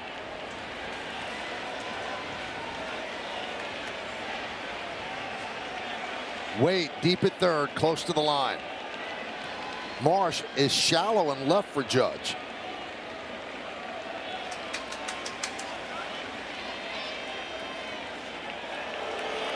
Marsh is playing as if, you know what, if it's over my head, it's going to be a home run. He's trying to cut off the single by Judge. It's kind of rare to see a left fielder playing this shallow. Yep. I mean, ball over him could be not only a double, could be a triple.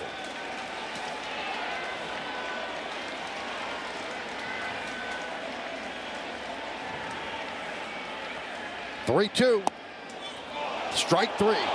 Judge down looking, and the Yankees go down in order against Tepera. We're going to the 8th. 0-0 right here on Yes.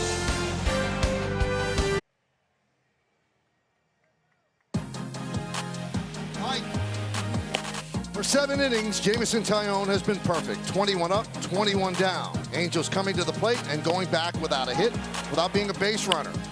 One sparkling defensive play by Kiner-Falefa, getting Ohtani in the 7th, and here we are going to the 8th, and Jared Walsh will lead off. That one's ripped foul.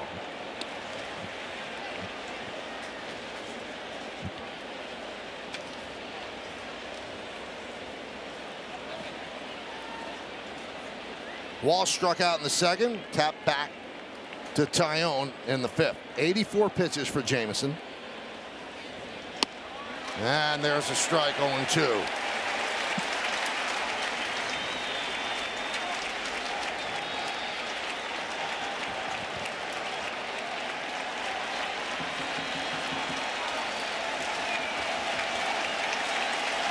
Well, he's got the Bronx behind him.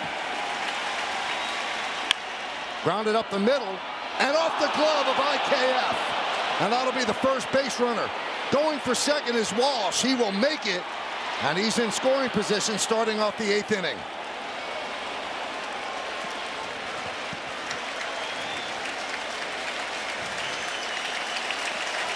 And listen to this crowd.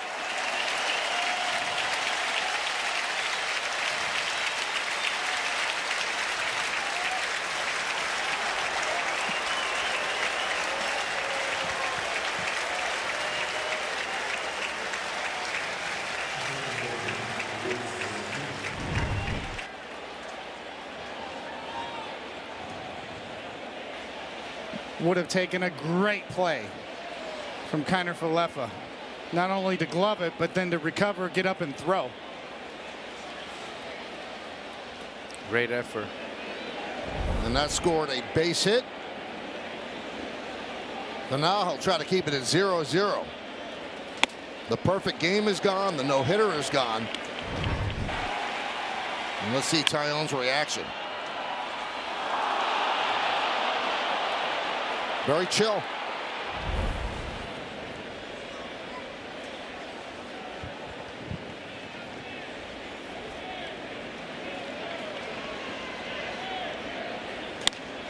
Popped them up. Torres there. That's a big out.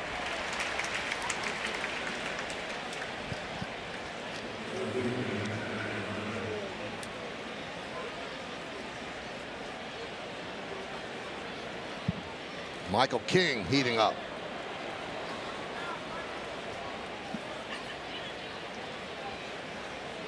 Does Marlowe, you know, Brandon March looked like Charlie Blackmon a little bit? Yep. Well, the Rockies.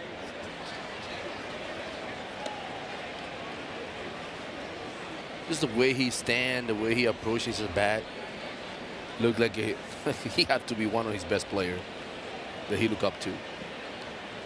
It's a good call.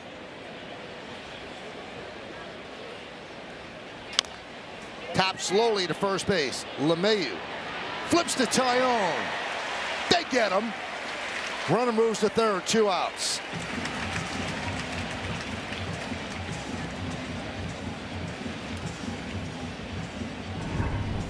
Nice recovery from Jameson Taillon after giving up the first hit of the game. He lost to Perfecto. 2 quick outs and covered first. David, do you ever worry about collision with the runner? Yes.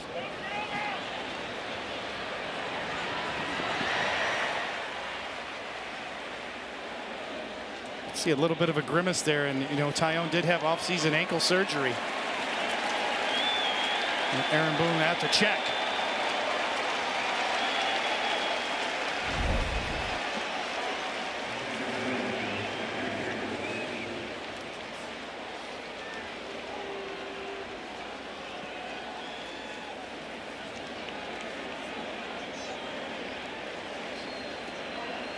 Runner at third base, 2 outs. Taillon against Suzuki.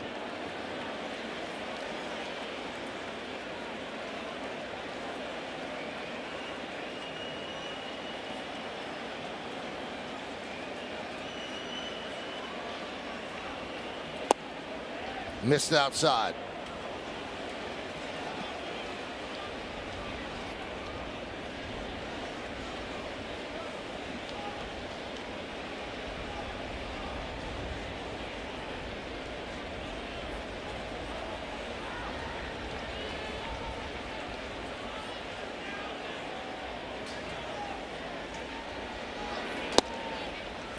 Fastball still crackling, 1-1.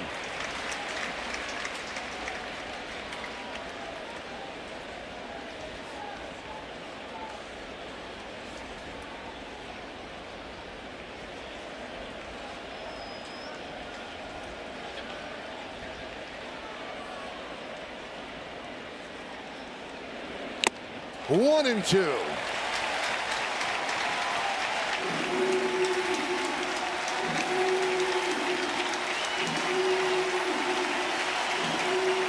Well, since July of last year when he got embarrassed by the Phillies, Jameson Taillon said enough.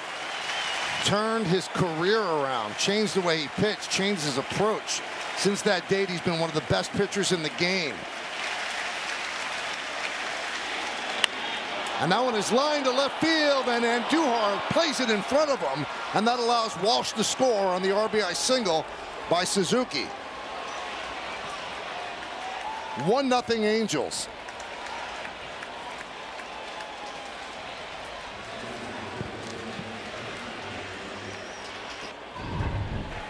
Just left the slider up. It's been so spot on all night long. You see, that's one of the few ones that he's kind of left up and out of the plate.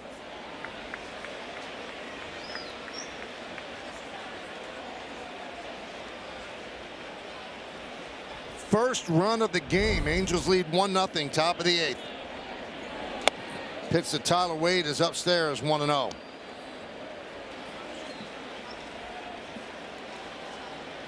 You know, tough play right there by Andujar. You know, a lot of times you will think that he will charge that ball, but at the same time, it's a hard play. It's a very shallow line drive and very low. So he's basically thinking, you know, that there's not much I can do here. You will think that he will come and charge this ball, but, you know, this ball is bouncing 20 feet in front of him. It looked like nothing, but 20 feet is a lot.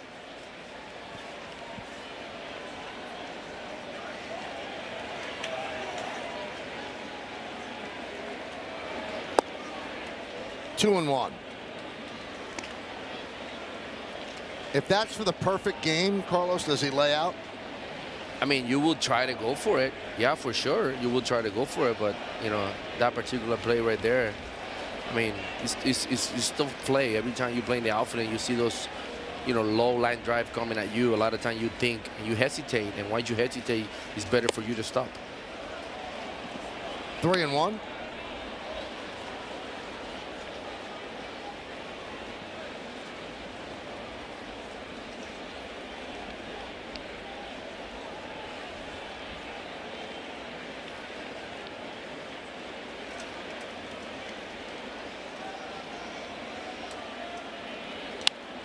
Foul back to the screen. 3-2 on Wade.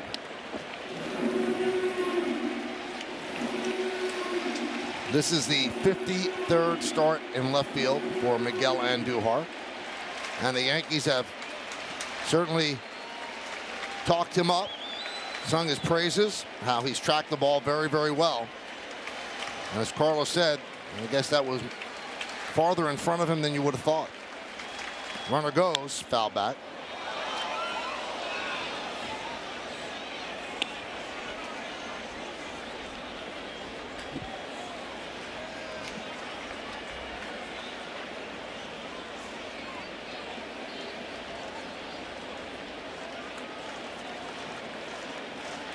Suzuki will go from first again. 3-2.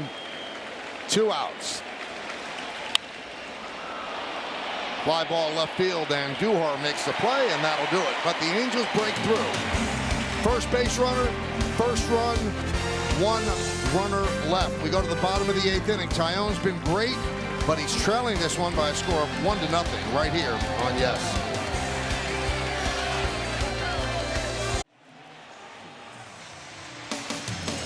Yankees Baseball on Yes is brought to you in part by NYU Langone Health and by FanDuel Sportsbook. Make every moment more. Hyundai scoreboard, Angels 1, Yankees nothing. Garrett Cole, so close with Jameson Taillon, going back to their days with the Pirates. Obviously telling how great a job he's done. But Taillon knows he's trailing in this game now 1-0 despite a brilliant performance and flirting with history. So Oliver Ortega takes over. That'll face Torres, Andujar, and Canafalefa here in the bottom of the 8th. Foul back.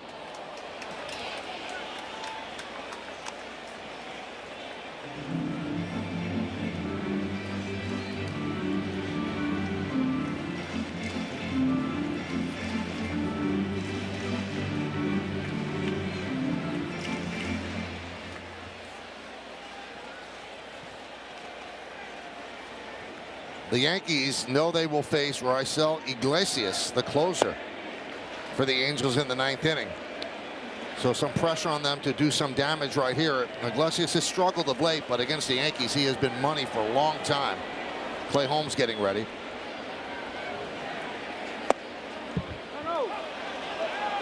You can see Ortega throws very hard.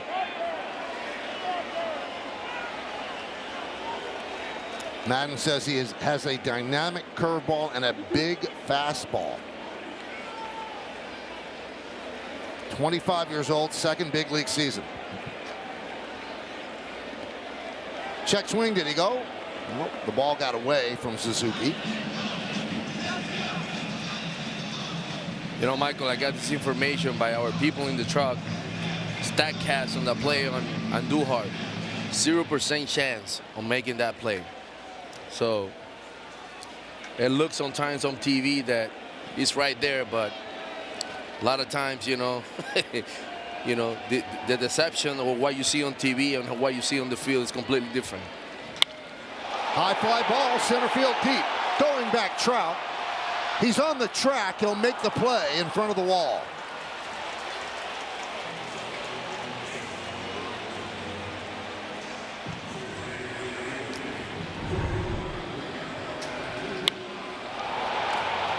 Just a little bit under for Gleyber Torres. You know, he gave it a good ride all the way to the warning track. I think he let the ball get deep a little too long. Too much right there. Just a nice and easy catch by Mike Trout, who has had a crazy series in the center field.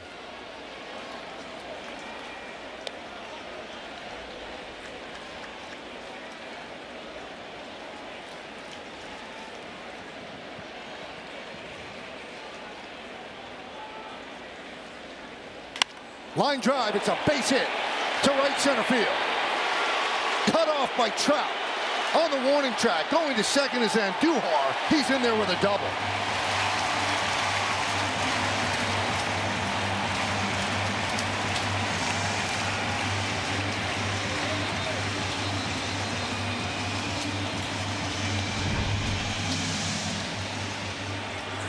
Good swing by Andujar. His fastball down. He went with that pitch, shoot it to right field.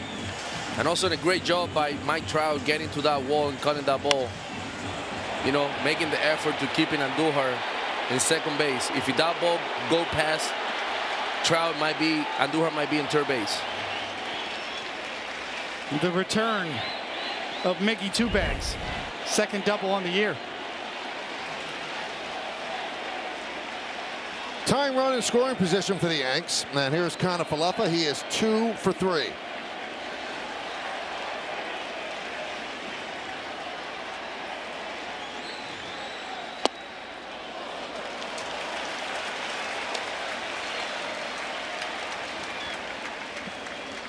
That's who's on the bench.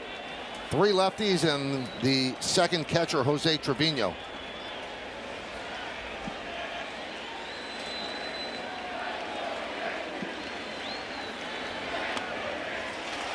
(2-0) on IKF.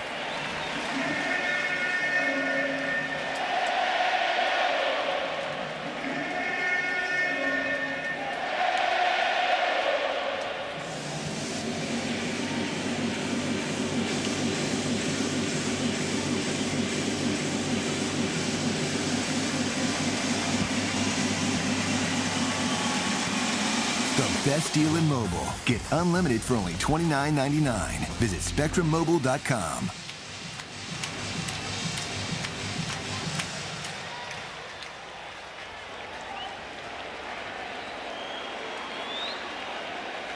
What a performance by Taillon.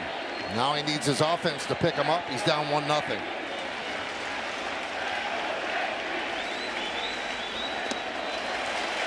(3-0). Hicks is on deck.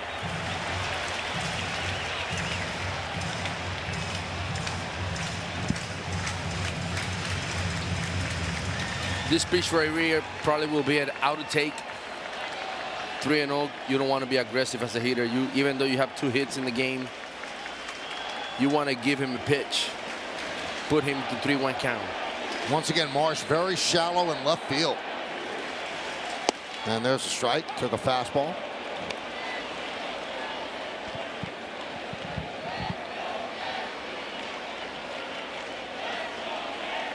Anthony Rizzo has a bat. He's waiting if he gets the call.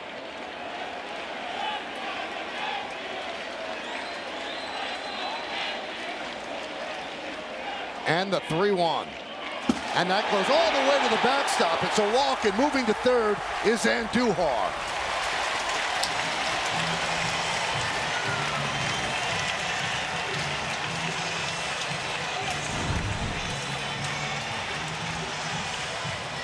It's a Bob Uecker line in there somewhere, isn't it?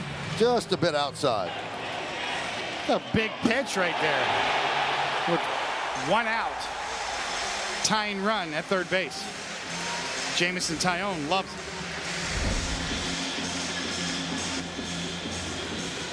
Let's put a bow on Jameson Taillon. He's probably not going to pitch the 9th inning. David, he's been brilliant all season, and he was brilliant tonight, obviously. Oh, yes, he was. He was in complete control the whole night. 101 pitches. Threw all of his pitches for strikes. 4-seamers, cutters, sliders, sinkers, changeup. Really, that's the pitch that served him well over the last couple of starts, as Taillon's mixing in a really good changeup.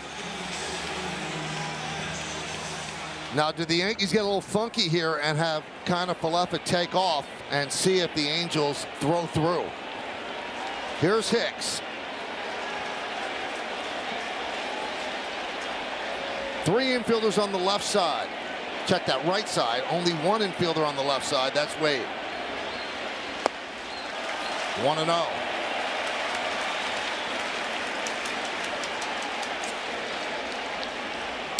He might be going now, Michael. You think so, Carlos? Well, he's got a look at Ortega and his delivery. Hasn't thrown over yet. There he goes. It's a strike they don't throw through. It's a stolen base, so that at least takes away the double play.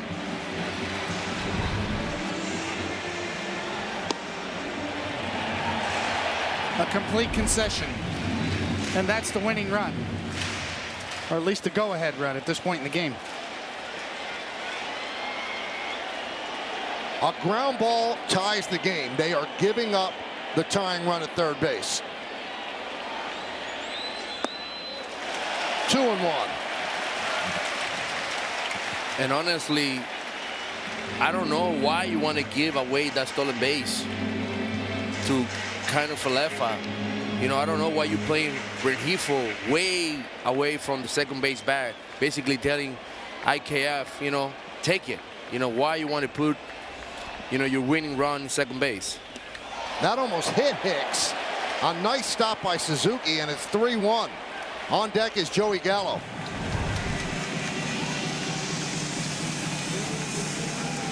Yankees 0 for 9 with runners in scoring position tonight. They've had their opportunities. They have not cashed in. They're down 1-0 now, bottom of the 8th. On the season, Hicks is hitting 107 with runners in scoring position. And he steps out. And Duhart, the tying run, he's at third. The speedy kind of Falefa, the go-ahead run, he's at second with 1 man out, bottom of the 8th.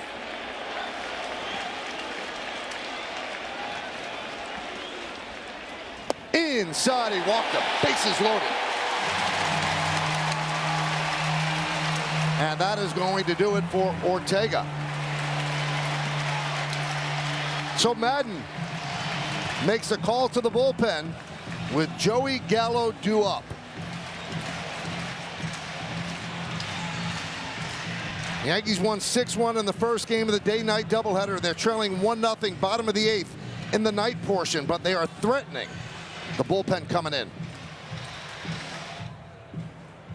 This Friday, June 3rd, when the Yankees host the Tigers for one of the hottest promotional giveaways of the 2022 season. It's Aaron Judge bobblehead night. The first 18,000 guests in attendance receive an Aaron Judge bobblehead courtesy of T-Mobile. Tickets are going fast, so get yours today. Yankees.com/tickets. Archie Bradley, the 6th pitcher used by Joe Madden. This will be his 12th game, and he's facing Joey Gallo with the bases loaded. Now, Joey Gallo's struggles have been well documented, but this is an opportunity for him to put his imprint right here on the 2022 season and help pull out a really tight, taut game between the Yankees and the Angels. Now, Gallo has 143 strikeouts as a Yankee, but only one has been with a runner at third and fewer than 2 outs. So he has cut down his swing in those spots. Let's see what he does here.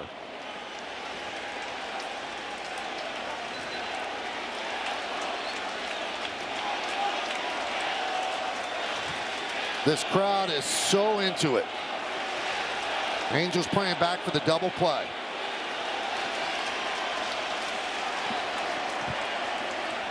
Bradley deals. A strike on the inside corner.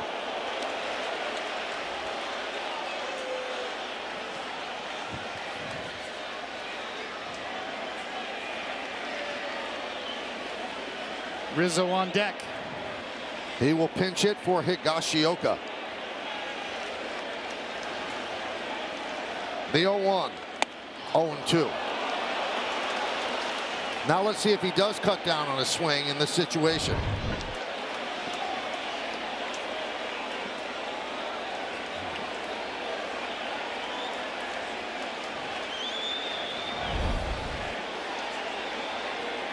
He's 1 for 3 with 2 strikeouts tonight. Missed inside, 1-2.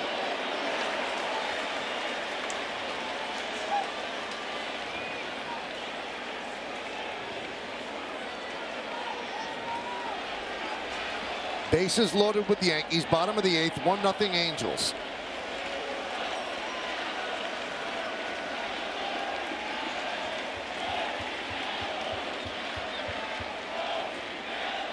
Bradley deals.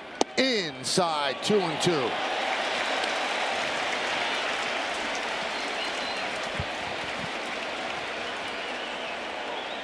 And Duhar is a tying run. He's at third.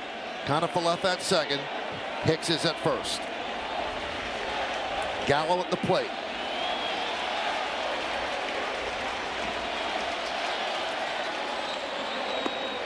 He's worked the count from 0-2 to full.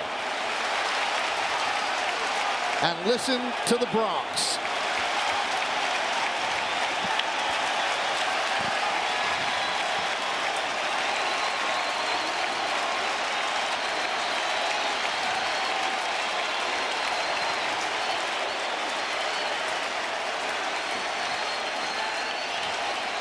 And the 3-2. He struck him out.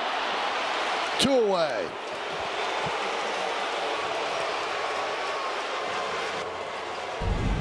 Well, bases loaded. Crowd on the feet. Bradley paints in and up the ladder. That's the problem right there. If he stays up there, just misses in. Misses in again. Changeup down over the plate and then back up the ladder. Another look. Gallo underneath.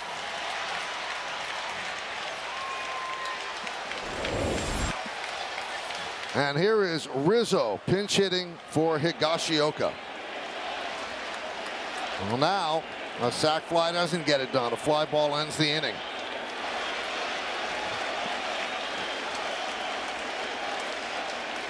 And they want to have a talk with Bradley. In game 1, Rizzo was 0 for 4, a double play and 2 strikeouts. In his career against Bradley, 1 for 4, an RBI double. And as a pinch hitter in his career, Rizzo 3 for 18, a double, 3 walks, a 167 batting average.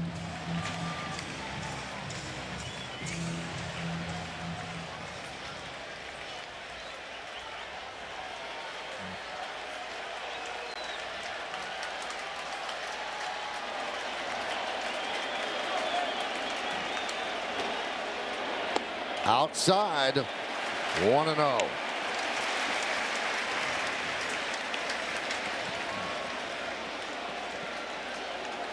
A lot of that left side is open, and Rizzo sometimes takes shots that way in these situations. 3 infielders on the right side. Velasquez is in short right field for the pinch hitter Rizzo.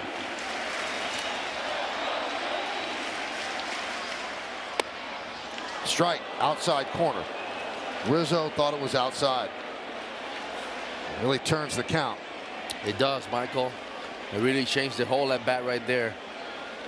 Instead of being 2-0, now the count 1-1. They give that breather to the pitcher, and as a hitter, it puts you in a position where now you have to be thinking something different.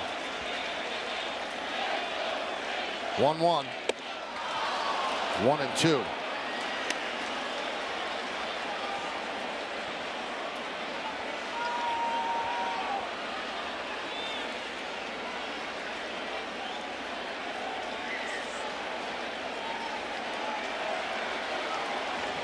Bases loaded, 2 outs, 1-2 count on Anthony Rizzo. Archie Bradley on the mound.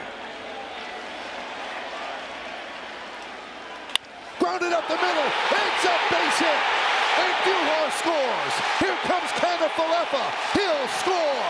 It's a gigantic pinch hit, 2-run single by Anthony Rizzo, and the Yankees lead 2-1.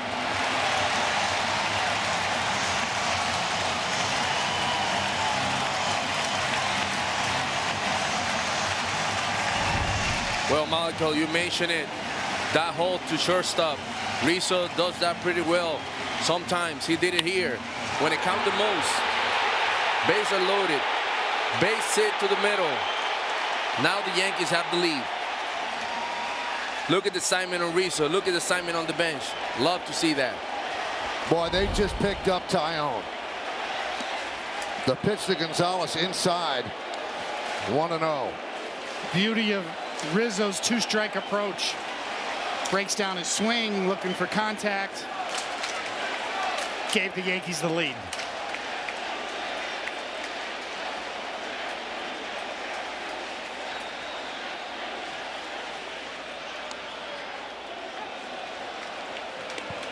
Well, the fans at this game today, they came to play. They have lifted this team here in the bottom of the 8th inning, just emptying their lungs. They were trying to carry Taillon across the finish line as well. What an energetic, electric crowd here in the Bronx.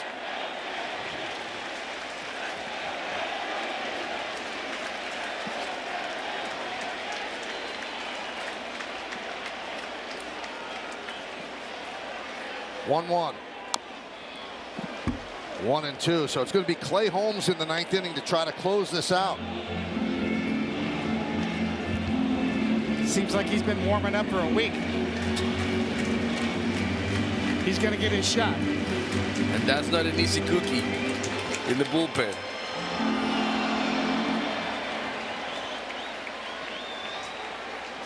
Hicks at second. Rizzo is at first. 2 men out, 2 runs in. Yankees lead 2-1. Time call. Well, you just love to see the reaction on Rizzo when he got that hit. You know, you're screaming at the bench, screaming at the guys. You know, being the leader in that clubhouse. That's what you want to see. You want to see those guys basically being vocal. And he did that pretty well right there. Driven into center field. Trout is there. And that'll do it. But the Yankees scored 2 runs. And if you ever want to think that it doesn't matter to these guys, look at the reactions on that hit by Rizzo. And Duhar, Taillon, emptying all of his emotions. And Rizzo, oh yeah! Big at bat by Rizzo, big hit, 2-run pinch hit single. Carlos, let's look at it pitch by pitch. Oh, Michael, let's take a look at the bat of the night. First pitch, ball. Second pitch, basically changed the whole at bat. Pitch off the plate, called strike. Third pitch is chasing up and away. And the fourth pitch, line drive toward the middle by Anthony Rizzo. You know, giving the Yankees the lead, coming from the bench. Great at bat. Clay Holmes takes over and deals a strike to Velasquez. Choking up. 2-strike approach. Rusty Staub style.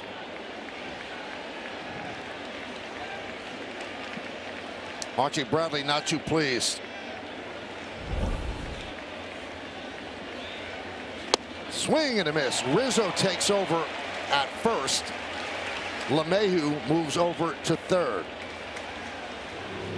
And Trevino behind the plate.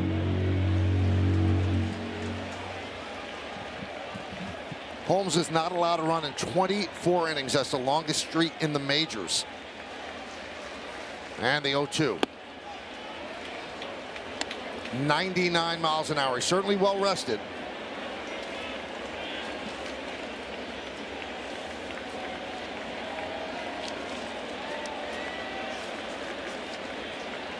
Holmes last pitched on May 27th at Tampa Bay, 1 inning.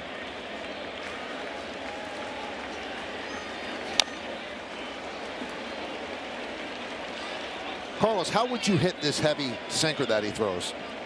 I don't know. I mean, on TV, it looks like this ball is moving so much, you know, like the sinker and heavy. I mean, 98, 99, and with that slider. And the thing that impressed me the most is just like how calm he looked on the mound.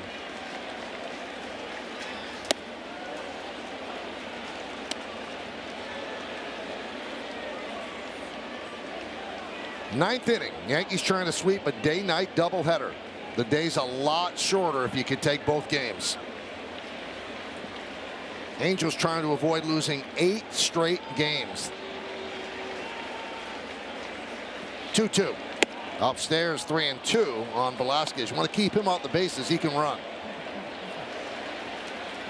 Yankees Baseball on Yes is brought to you in part by Delta, the official airline of the New York Yankees. Delta, keep climbing.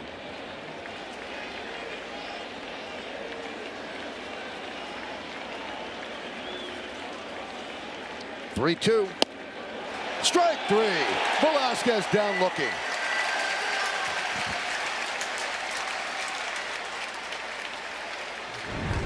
Front door sinker. Ends up right down the middle. It's got almost 17 inches of horizontal movement. Coming in at high velocity.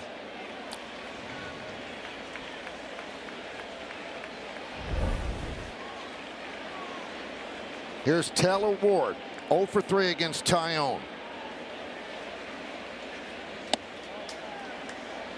Through the slider. Missed upstairs and in 1-0.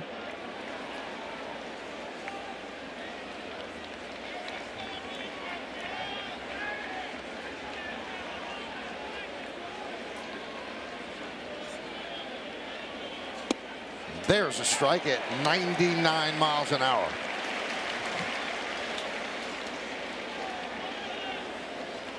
Holmes in the closing role with Aroldis Chapman on the IL. And he has grabbed hold of this job and really taken ownership of it. Chop to third. 2 away.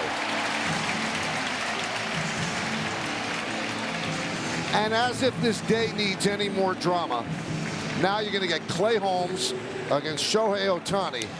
Yankees holding a 1-run lead, 9th inning with 2 outs.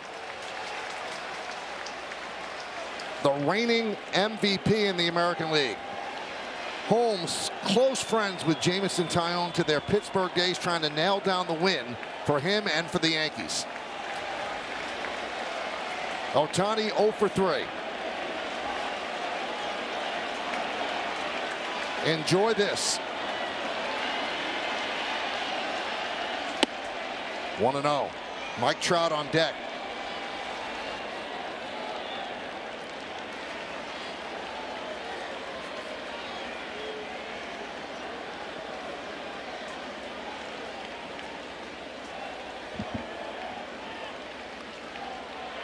The 1-0.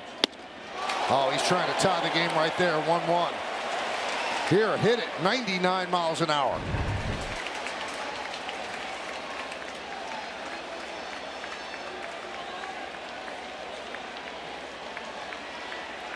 power versus power.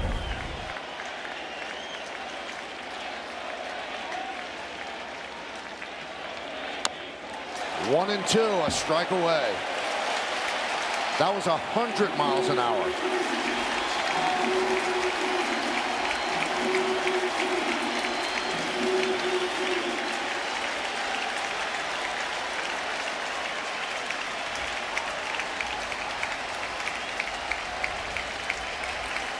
The crowd on its feet, looking for one more out, one more strike.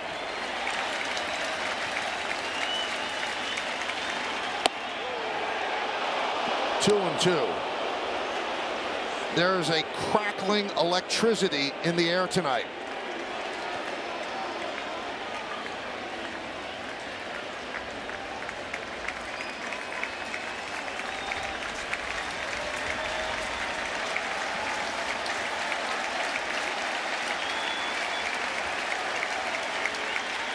Swing and a foul ball.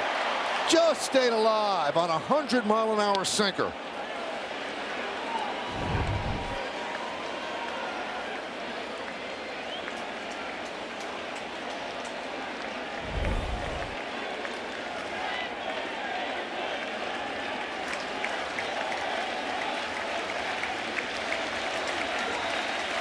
Two balls, two strikes, two out. Yankees lead 2-1, top of the ninth. Second game of a doubleheader.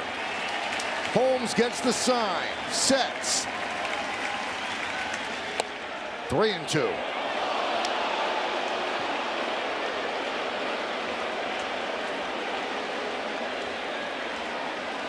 And Trout lurks on deck.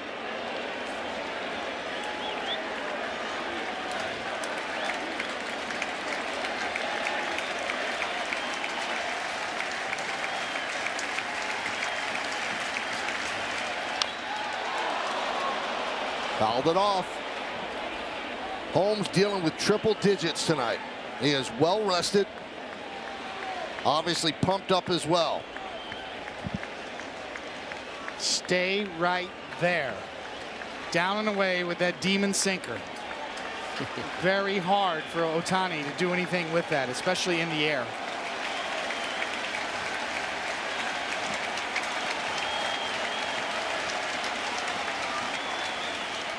They walked him. So he walks Ohtani. That's the tying run.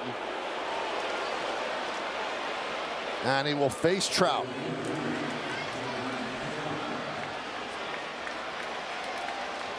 Trout 0 for 3 in the second game of the doubleheader. 0 for 3 in the first game of the doubleheader.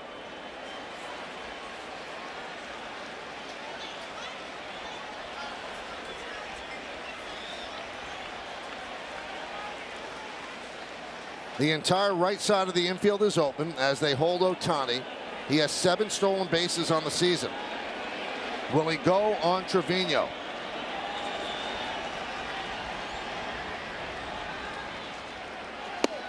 Starts him off with a slider. 0-1.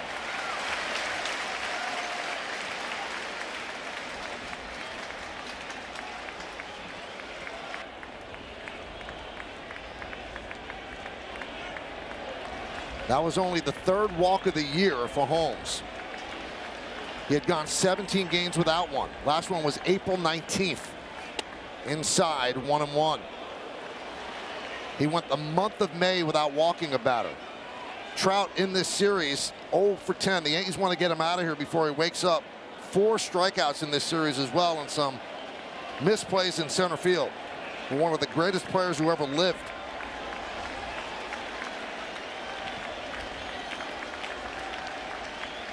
1-1, and he gets pumped.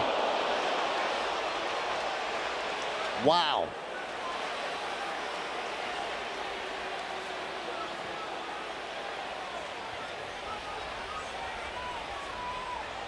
And he walks away from Joe Madden and heads to first, so that moves the tying run to second base. That's Ohtani.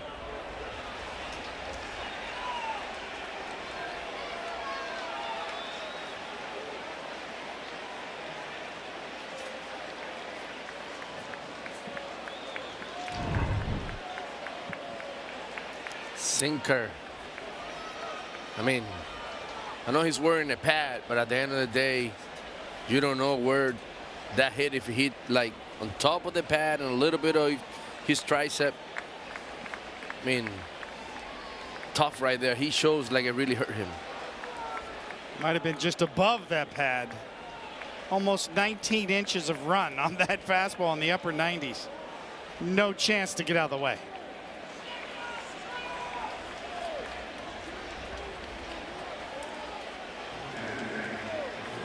Right there.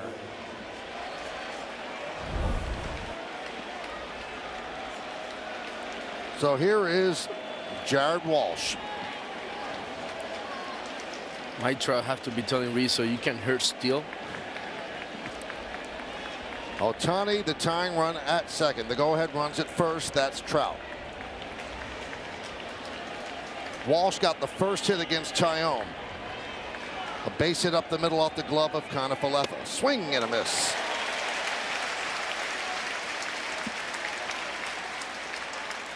This is the part of baseball that I love, Michael. Like how this game can walk you through so many emotions throughout the games. The ebb and flow of this game has really been thrilling. Yankees lead 2-1, top of the 9th inning.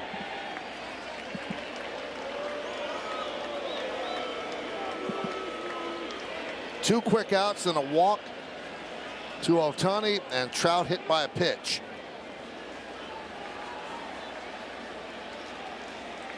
The cleanup hitter Walsh, the first baseman, is at the plate. The 0-1. Swing and a miss with the slider. 0-2.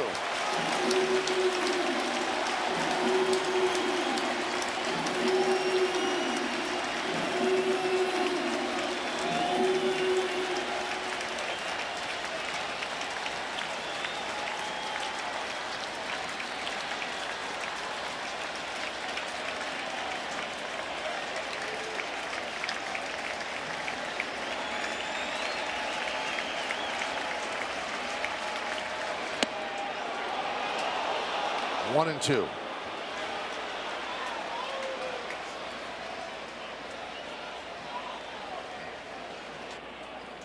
Rengifo on deck. And the crowd will rev it up again with a 1-2 pitch on its way.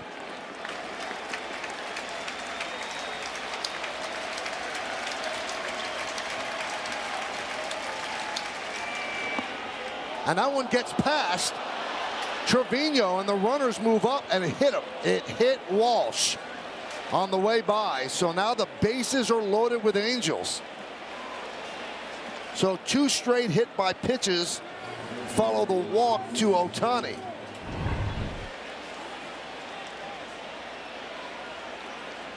Got him on the knee.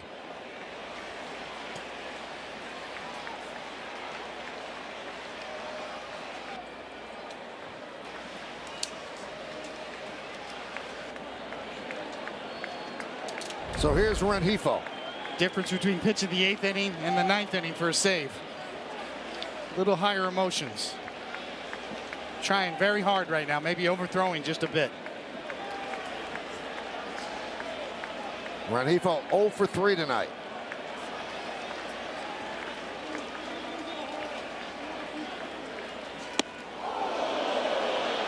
One and 0.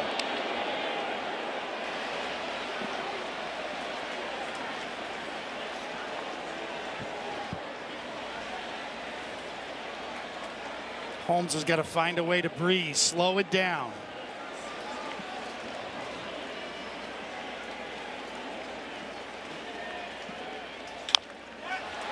Chopped to first. It's a foul ball. Grabbed by Rizzo, but a foul ball. Chris Guccione right there. 1-1.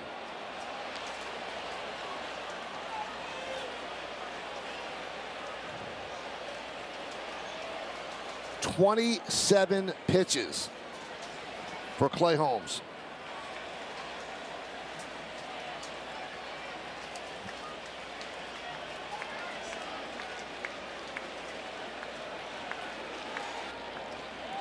Bases loaded, 2 outs.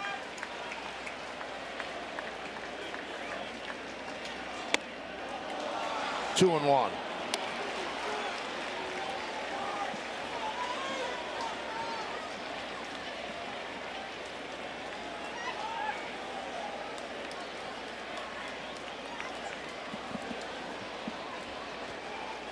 The tying run at third, that's Ohtani.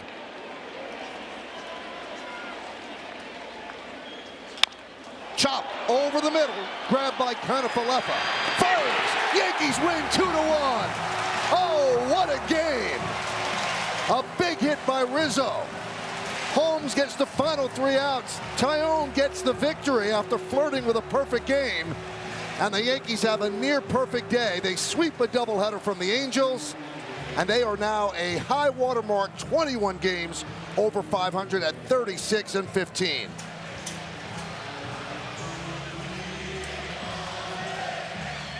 Holmes pushed it about as far as he can, but made a big pitch at the end. Kept the ball on the ground. That's what you love about sinker ball pitchers that are closers. It's hard to lift. It's hard to give up big home runs late in the game, and he kept it down. And what a hit by Rizzo. Shortened the swing, took it up the middle, a 2-run pinch hit single. And the Yankees win 6-1 in game 1, 2-1 in game 2. We'll come back and wrap it up.